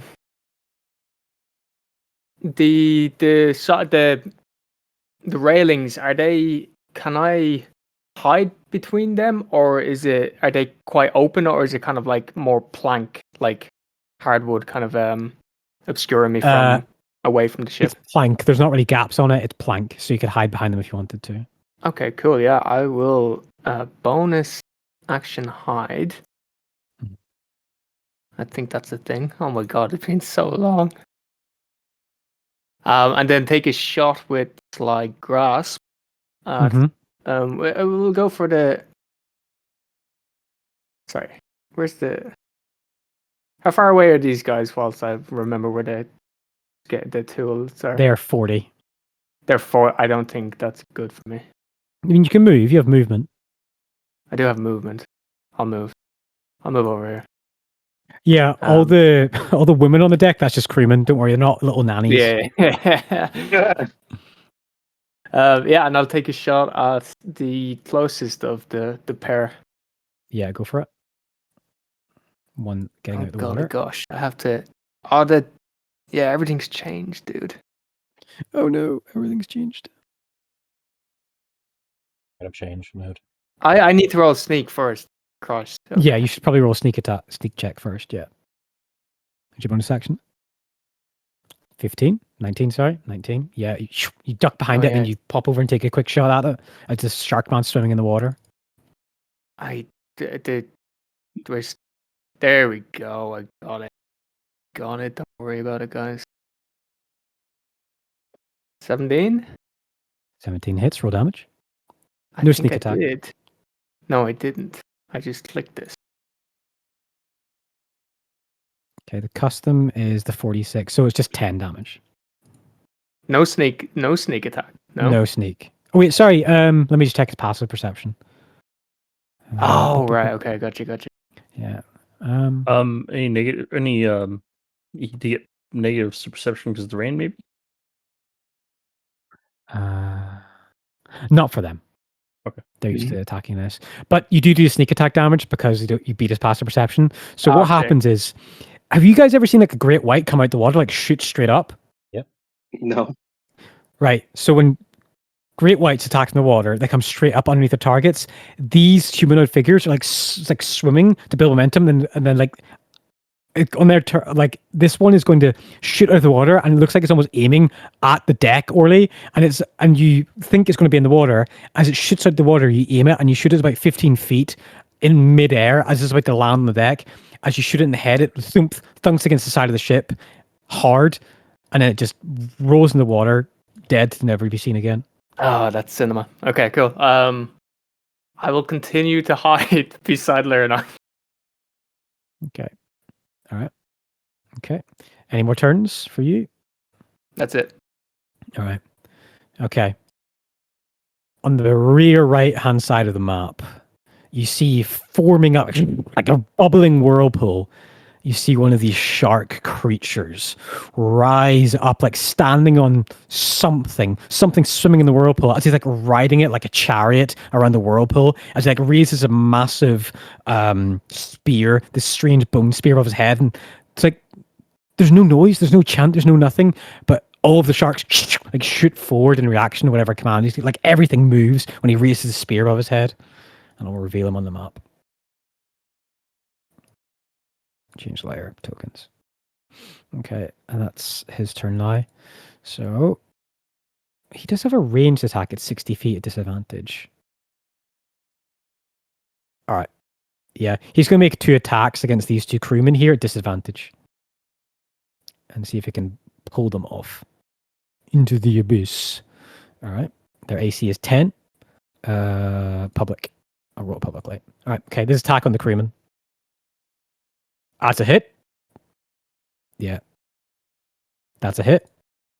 10.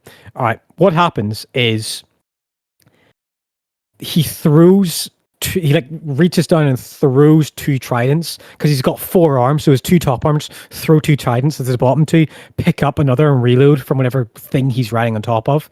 As it smacks into both these crewmen, they are hit in the chest as they pull on their wounds and they fall over dying in the water. And as that happens, the sharks nearby them immediately lunge forward, and you just see like a foam of blood from where they fall into the water as they just are ripped apart as the sharks just charge forward and devour their corpses. Or maybe they were still alive as they just feed. And this one shoots forward over here. Any more smaller sharks? Yeah, I think that's it for the small sharks. Okay. The giant sharks. I was going to say, the fact that they're the small sharks is concerning. The large sharks start to circle and churn in the water. I mean, they're always moving. Like, sharks don't fucking sit there. But they imagine like they're always moving and twisting and it's like there's whirlpools, there's sharks swimming, there's blood. On the right side of the boat, Torkel and Thoric, you just see the most amount of frothy, milky, dark red blood you've ever seen in your life throw up from the ocean. And that's Giant Shark's turn. There's a Hagwin Priest. It floats above the water. Which one is it? It's the 16 one. So which one? Yeah, that one there. Okay, Sahagwin Priest. What spells does it have to cast upon you?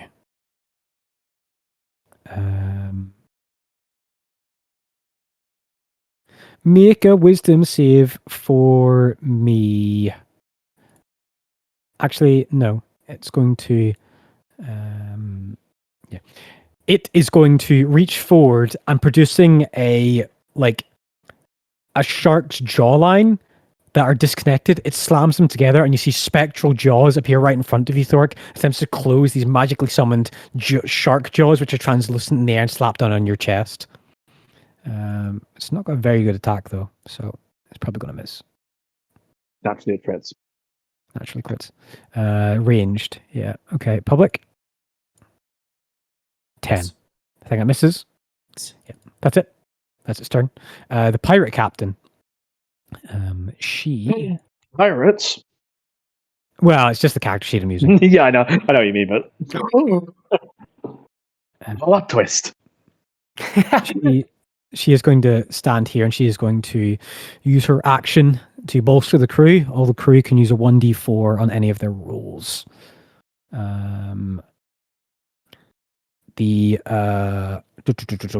This guy, Wave Sage Erith, walks over to the corner as he grabs a holy symbol of Talos and he points at the water and a lightning bolt from the heavens itself slams on the water, electrifies it as he calls lightning down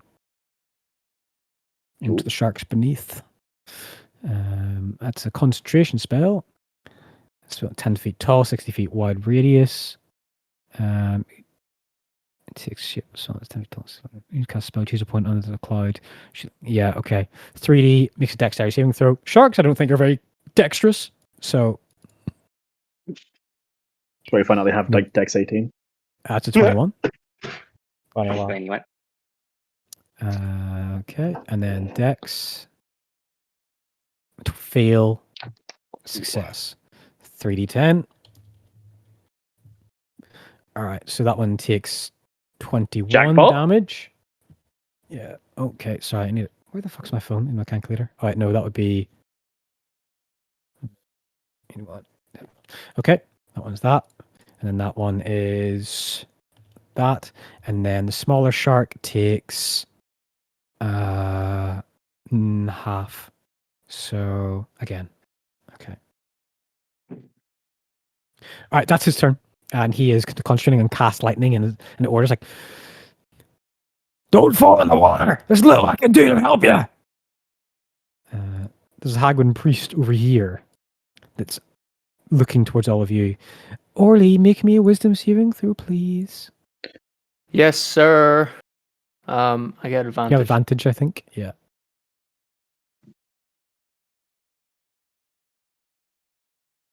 Did it do advantage? Yeah, it did. Okay. You did. All right, okay. You feel a slight tug, like an icy coldness overtake your body and attempt to hold you still, and it does not work. Ha! Hendrik, your turn. Sahagwin Warrior's up next. They're underwater, so I think any fireball is going to be ineffective.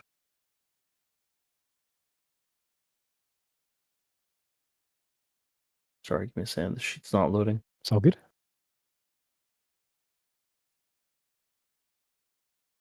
Better. I have a spell with a 10-foot radius. Are these two sharks within 10 foot? Does that count? Of you right now? Or like... No, of each other. I mean, of a central point. Because a lot of them are within... This was in 10 feet. And then... Up or down. Yeah. So you go off the whole creature size, not a single point. So yeah, so these were within 10 feet of each other. Okay, Yeah, absolutely. I'll cast here. 10-foot radius. I will cast Shatter.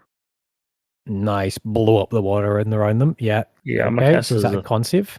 Let's see. I'll do a second level spell. Nice. Shatter con. Okay. But in addition, I'm going to use my feature. Caster, no. Making yourself a better DC for a minute? Yeah. Okay, so DC 17, is that correct? Did you guess it there? Yeah, DC 17. All right, cool. Shatter. All right, that's a second level spell. Cast. All right. They need a DC 17 con save. Yeah. God damn it. Okay, so this one here takes full damage, and the other two are saved. I'll need to see one save. So I publicly rolled one. The other one's a 19. A 17 plus 2. Are the Sahagin warriors in range as well? Two yeah. Two of them are. Yeah, I'll roll for them. Absolutely. Good Next. shout, Toxie. Public and fail. Oh yeah, roll damage. Sweet. 16. 16. Okay, so that would be... Oh, I had to move my character to the edge, by the way. It's fine. Yeah, it's fine. Do that.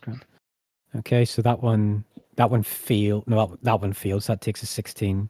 So that would be... yeah, so, okay, and then that one took half of that, which would be 8. Okay. And then that one there has taken damage as well, so he succeeded, so that would be a 8 as well. Brain work. Brain, stop fucking me. Okay. Damage, and then Sahagwins, that's a... Yeah, they're taking damage. So you cast this Thunder Wave, and it's like a sub... If you ever watch like the start of Godzilla the movie, where like, whoosh, and then nuclear bombs are getting detonated under the water, it's like, whoosh, and it blows up, and you literally see some fins, and some of the Sahagwin like fly, get knocked 10 feet out of the water, and then like drop back in and smack against the water, like belly flopping in. It definitely fucked them up a bit. Good mixed damage in all of them. Wait, I got it on sound. Did that work? No, it didn't work. It's fine. Never mind. They're just Okay. All right. Okay. Sahagwin warriors. All these fishmen. That one's dead. All right. Much like penguins shooting out of water to get onto bay, they turn their bodies into like flying arrows as they swim at their full speed and then land on the deck next to Torkel, one next to Thoric, and then these ones, one lands there, one lands there, one lands here, and then shit. I meant to pull back, there. but it's too late. Fuck it. One lands there. And then other 2, one lands next to the captain, and literally like this whole unison movement, nearly all at once, all of them land on the deck. And let's go through the attacks on these creatures. Oh, another one lands. No, well, I've got the 4 there. Yeah, another one lands on the deck here. Okay, so 2 attacks on a commoner. Or 1 attack on a commoner. Claw attack. Miss. Claw attack on a commoner. Hit. This one grabs him, throws him overboard for the sharks. Blood like just rips out his throat as blood like goes coursing through the air. There's a huge big streak of crimson red as they scream with their voice for the first few seconds of the fall, and then just go lifeless. And then the sharks like immediately turn to move towards it. So that's 2 attacks from them. This is an attack on Thoric, and then an attack on Torkel. So attack on Thoric. Miss, I think. No, hit. 4 slashing. Attack on Torkel. 21. 5. Yep. Oh, just checking the character sheet. They can actually make 2 claw attacks each, so I'm going to get them to do that. But I'm not going to do it on the commoners. I'll just do it on you 2, and then we'll move from there. So an extra attack on Torkel, an extra attack on Thoric, attack on Torkel. 6 miss. Attack on Thoric. Crit. Oh, there we go. That's right. You take 3. Hurry! Whoa, what a crit, baby! Does someone That have is literally someone have a cure wounds for me? All right, Genji, calm down. He tries to disembowel you, and you catch his hand before he does it. And he only gets his claw by an inch into your stomach, and you're like, no, that's not happening. All right, this is going to be 4 claw attacks on Hendrik. Yeah. Okay, no advantage, no nothing. A 14, miss, I think. Our last 15. Yeah, miss. A hit for 3 points of damage. Let's see. Hold on. Can I do shield? You can do shield if you want to. That would still hit Reaction. though, because it's a +5. Yeah. So it would still hit. Okay. So you take 3 points of slashing, and then the final attack for 6. So only one hits you for 3 damage. 3 damage. Yeah, and then this is attack. These are attacks on Lyranok. Yep, go for it. Miss. Hit, I think. That one. Yep, that one hits because I'm not in my armor. I don't suppose they gave us convenient 10 minutes to get changed into armor. No, they didn't. They didn't. Shame. Attack on a commoner. 7, 20, 3 points. That commoner's still alive, 1 hit point. Damn. Is that the one? Is that this one? Yeah, correct. Yeah. Cool. I need to know. 4 attacks on the captain. I believe. No, misses. Miss. Ooh, crit for 9.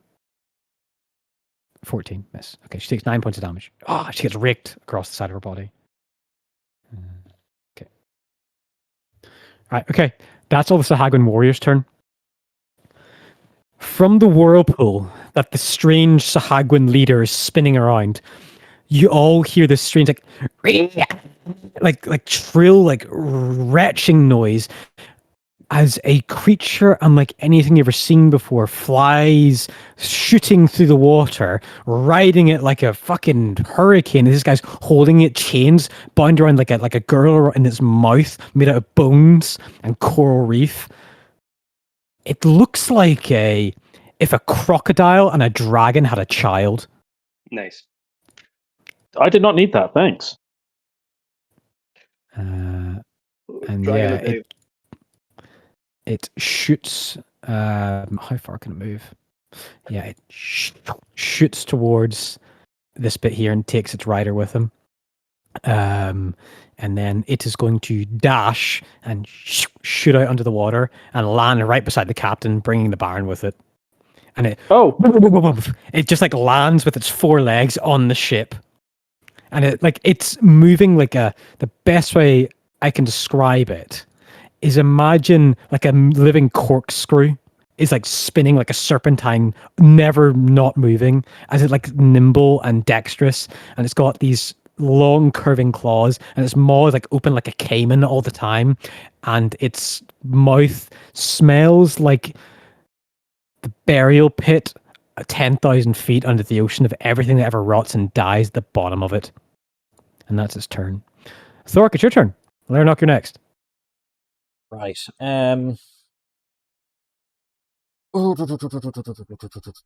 Okay, so this one right here beside me. Yeah. Gonna give it a nice old smack with the hammer. For Yep, 11. that is a miss. That is a Fortunately. miss. No worries. I will attempt a forceful bash with my shield Mm-hmm. for an 18. Yeah. Damage hits. for 10. And I'm knocking it back into the water. Nice. Whoomp! He just arrives and bump back in the water. Oh, if only that shark was like not part of the set, like neutral, and he just pushed in the shark's jaws. That'd be cool. Actually, do you know what? Feeding frenzy. Yeah, I mean, are they fussed? It's bleeding. It's food. Food is falling. You watch as you literally smack the Sahagwan warrior as he barely hits the ground. A massive megalodon-sized shark just grabs him out the air. Let's see if it hits and kills him. Oh yeah, that hits Oh shit! for 20 damage for not the next attack. Oh my god! Wait, Wow. let me. It's a crit. Hold on. What happened? What just happened? It's like 3 attacks. So he takes 55 points of piercing damage as he's swallowed whole by a megalodon. Friendly fire.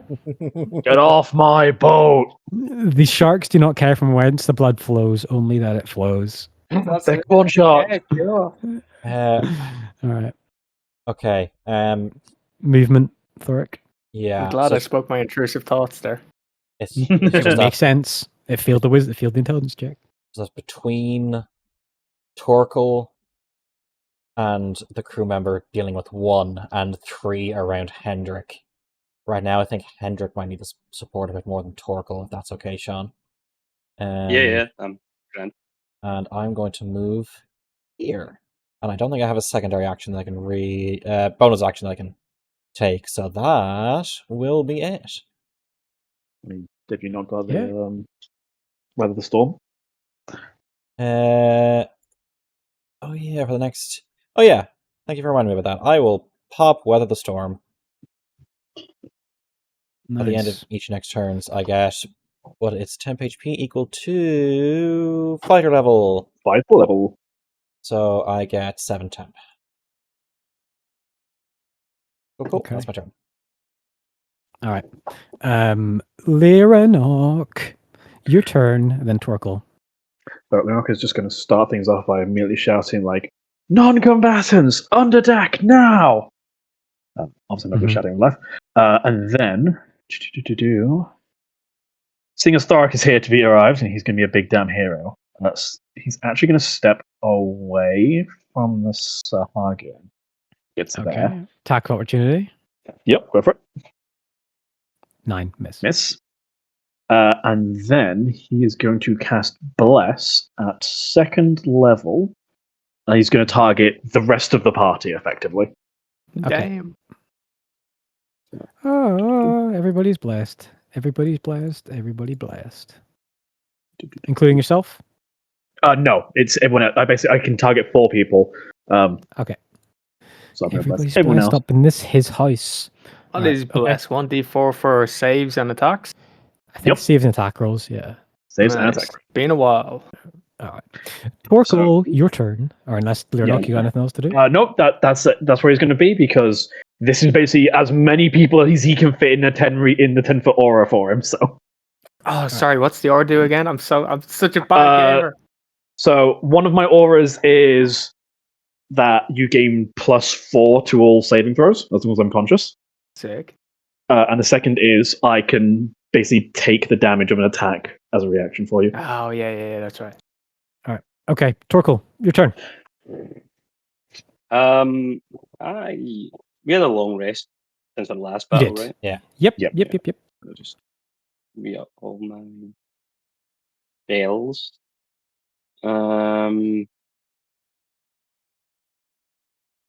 Everybody's up relatively fine health wise. I will.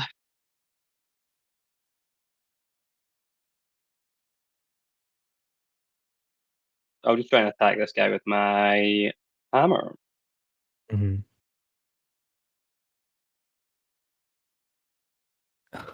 I just remember I need to check something. Oh no. I That's don't like that. concerning. I don't like the I don't DM like cackling that. like that. I don't like that at all. Yeah, 13. 13 Bless. hits. Hey. Oh, never mind. 13 just hits. They're Let me- fishmen. They're not trained in the ways of combat.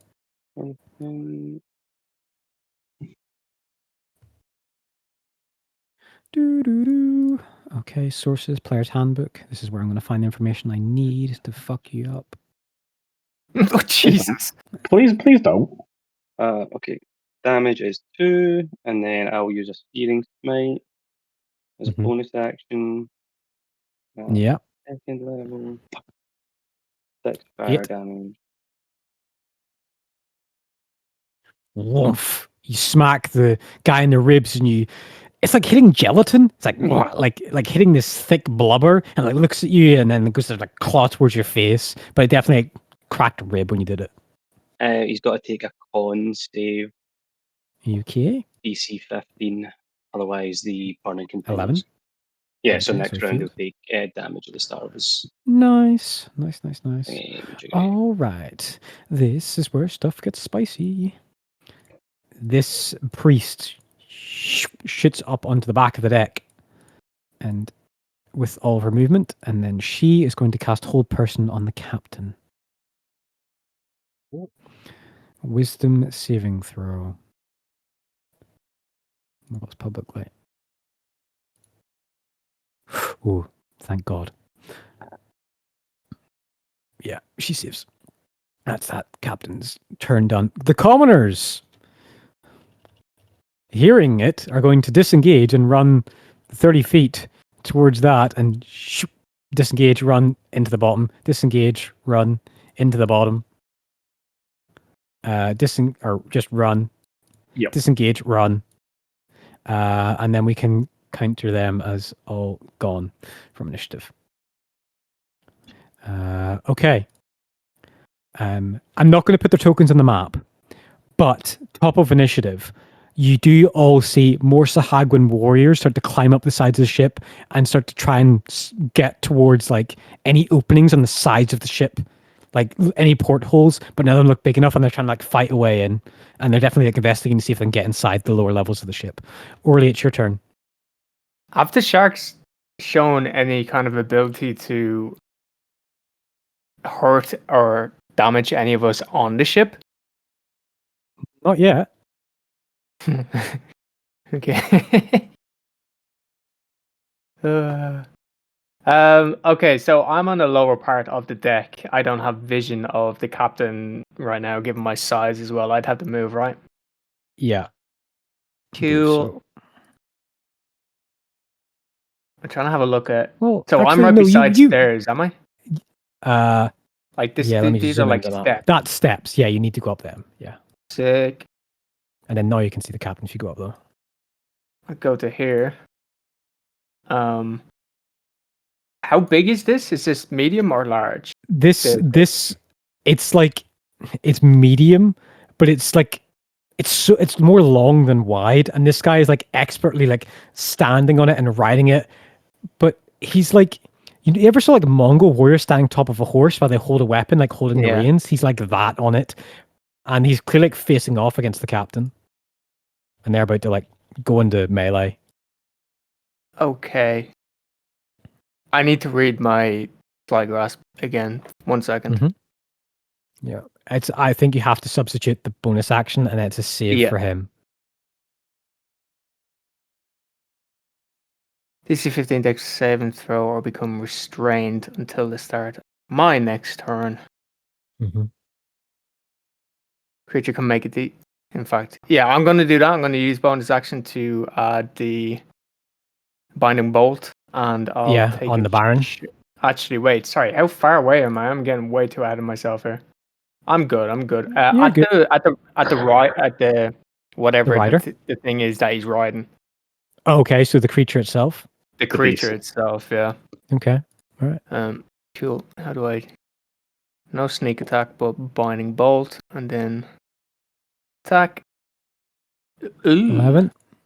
Bless. Plus a D4. Bless. Yeah, that's right. Yeah. Did I make a difference? 13. The bolt smacks into the side of the creature, and then bounces off in an instant. The hide is too thick. Ooh. Okay, cool. I will move back down to where I was. Okay. And that's me. All right.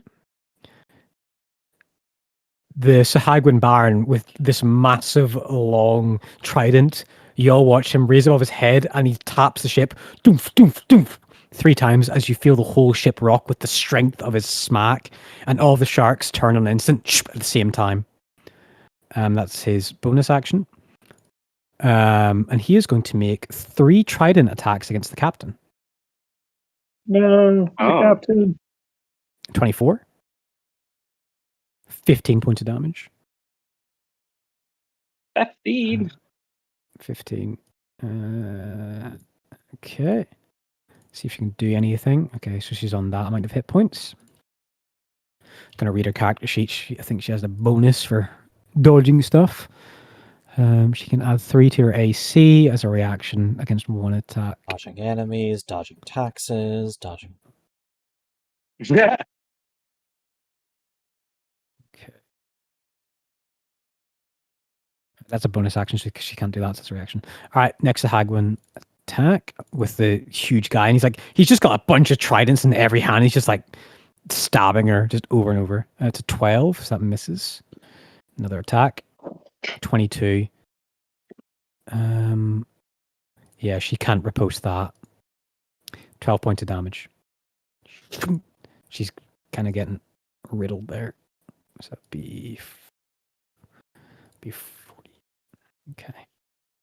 No, 48, Cameron. All right, that's his turn. All of the sharks all start to and like rip into the wood and start to bite into the ship itself.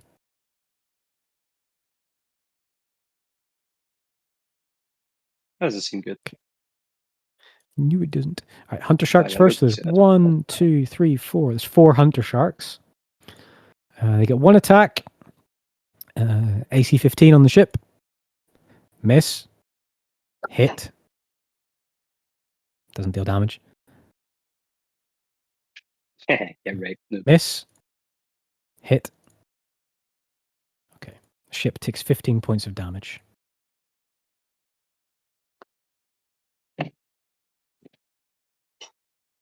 So they're like biting into it and ripping off panels of wood and everything. Okay. And now giant sharks, which there's 3 of them. They get 2 attacks each. It's a hit for 19 points of damage. Okay, next attack. 20 for 18 points of damage.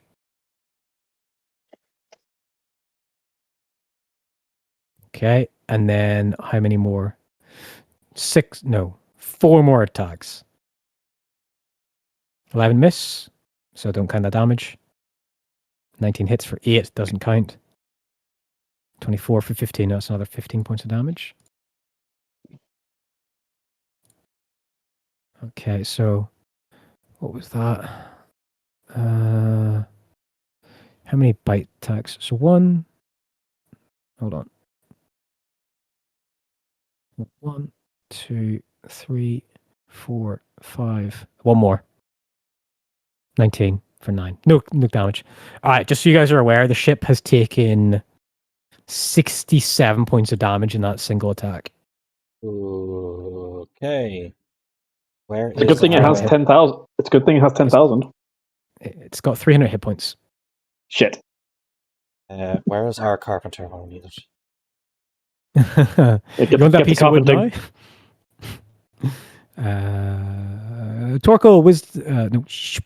Torkel, wisdom saving throw, please. Okie dokie. Wisdom saving. You're pretty good at that. Well, we'll see. Yeah, you're fine. You resist the whole person from the Sahagwin priest. He's on a minimum of 21 there, so I think. Yeah. Pirate captain. She is going to, as a bonus action, she is going to attempt to distract and charm the Lundworm for a wisdom saving throw. Yep. Let's see if she can manage it. Whoa, just succeeded. She doesn't charm it. She doesn't try and distract it. But she does have 3 attacks. So she is going to make 3 rapier attacks. 2 against the Baron and 1 against the creature. That's against the Baron. That hits. 15. Another attack against the Baron. 25 hits for 13. Oh shit. Should have been 14. Sorry. So that's 29 points of damage to the Baron. And the last attack on the thing. Beast. The Lundworm. Lundworm. 24 hits. Holy shit, guys! We should recruit this captain. 13. Yeah. They're fucking mental. Replace a PC with her. Yeah. Okay. So that would be. She just fucking hates. 2, 3. And then it was 29 points of damage to her. To him, sorry. I need another calculator thing opened. Do you want me to keep track of some numbers? No, it's fine. I got it. All right, okay. So he's on that amount of hit points. And then, as she stabs her rapier into him, you watch as the blood actually seems to have intelligence and flow towards her. And he seems like delight in that. You must make a con save. She needs to make a con save. Con save. Come on, I believe in you. You can do this. Nope.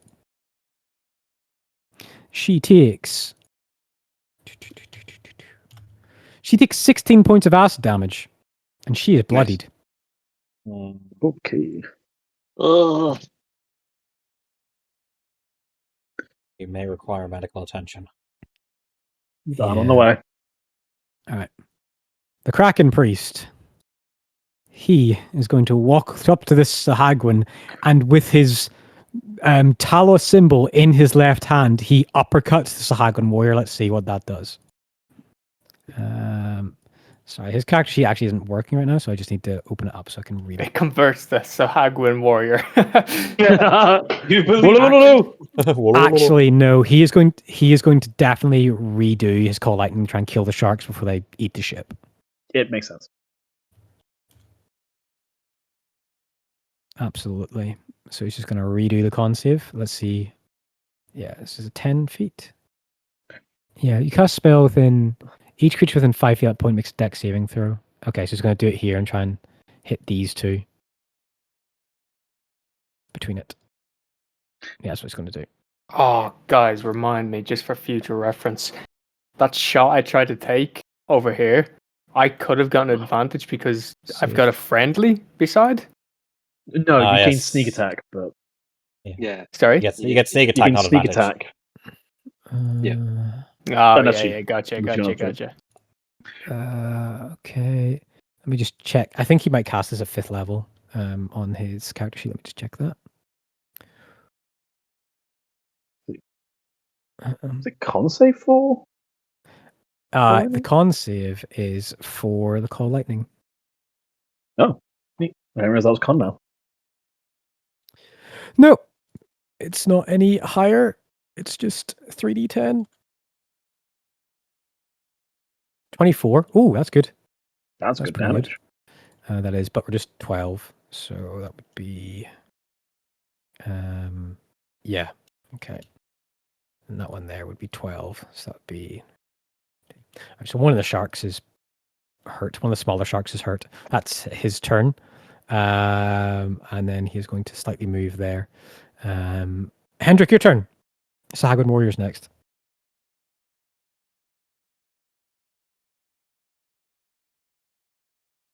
I think Firewall would be a bad idea. Yeah. I think Shatter would be a bad idea on this ship.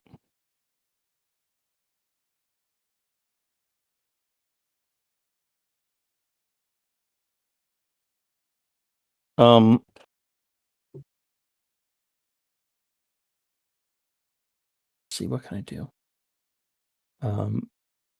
I just got reminded of the time. Sorry, guys. Of this, we can continue this if people need to go. I'm immersed. I do. I mean, Time matters not. I'm very go on. immersed as well. Happy man as well. Would we be able to stop it here? I'm good with that. Yeah. If people need to Okay. go. Oh, yeah. Could you That's do fine. me a favor, DM? Could you take it over, return order to me? Yeah, sorry. So we start next time. I can. Okay. Yeah. I mean, we could go through a whole other round of initiative, if that makes sense, or do people need to get away? That sounds like up to Ryan, really. I'm 15 minutes. Oh, Christ! Then yeah, we can end it there. I think. I could just cast my spell and then I could leave and you guys could go through another round of initiative. Then you're missing. You're missing out. Then we can. Yeah. Here's a decent spot. Do your turn. Yeah. Do your turn, or do not. It's up to you. The Dungeon Master Yoda here. Take turn or do not take turn. There is no tie. That's what was in my head.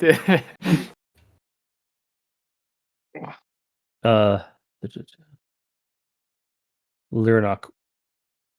So I'm gonna just say, go attack the dragon, and I will cast Raider Invisibility on Lyranok. Oh my god! okay. It's so funny. Interesting. It's an interesting choice. So he's. Did I miss something? You get advantage. Yeah, it's so funny. All right, I'm gonna try and knock that. I'm gonna try and knock that motherfucker prone so bad. Yeah. Oh, what's even cooler is actually, you get to cast that, and then you get to watch him run away, don't you? Because you can see invisibility, right? It's touch. Yeah. That works fine, DM, because I have to move over here, and then he'll. I get 3 attacks opportunity. Wait, hold on. Actually, if I go here, you get 1. 2 of them get attack opportunity. 2. Yeah. 2, correct. Let's just resolve these attacks first, and then we'll call it there. You know what? Fuck it. I'm gonna get away from the edge of the ship. That shit scares me. I'm gonna go over here. I'll take 3 attacks. I'll be able to protect you from 1. Good shot. Yeah. Be glad that up until now I forgot that I need to read the rules of forcefully pulling creatures. Oh my why? god! I'm terrified. I should move. I mean, they've been throwing dead bodies over the side. All right. So 3 attacks against you. Or no, 3. Yeah, 3, not 6. So 13 miss. 7 miss. A 20. Hit. 5 points of piercing. Or slashing. That's it. Wait, do you have armor proofing? Level 1. Yeah, but it's already included in my inventory. I think it means if you take 6 or less slashing damage, it's negated completely. Oh shit! I think you are right. It is armor proofed. Non-magical. Yeah, so you actually don't take that damage because your armor is that good. If you take 6 or less non-magical slashing damage for resistance applied, you take none of that damage. Okay, cool. That means that I'm Nice. actually at full health. Thank you for reminding me, DM. I totally forgot about that. It's all good. I forgot I have that as well. Okay, now I'll cast a spell. You guys have a humper? There we go. All right, nice. Let's call it there. Let's pick this up next week. Sick. Cool. Nice. GG's. Yep. GG's. That was a lot of fun. Session. Let's come back. Jump back into some combat. I think that'll be fun. Yeah. Motherfucking Sahagin. Why? Why do they keep attacking us? You're on the sea. You gotta get attacked by Sahagin. It's just normal. I mean, I'm gonna yeah, nice. See ya. Yeah, See you, Sean. I guess the alternative is a fucking kraken, so or like a dragon turtle or something. So I'll I thought I'll it take was going to Sahagin be either of those two at the start as well. Now, to be honest, so Why not both? stop it. because I'm pretty sure one of them party wipes us in a heartbeat. Yeah, what is... I'm actually going to get it up now. Yeah, so the long ship has an AC 15 and a damage threshold of 15, so you have to do a minimum of 15 damage to deal damage to it. Hey, does the ship count as a creature? And if so, can I It's not a put creature. can I put Sanctuary on it? No. Lay on hands the Damn ship. it. Divinity. Yes, I would like to heal the ship.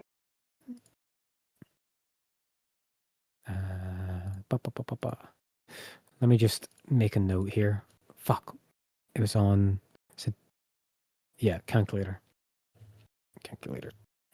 It was 300 minus 67. 120. There we go. Oops, someone dropped.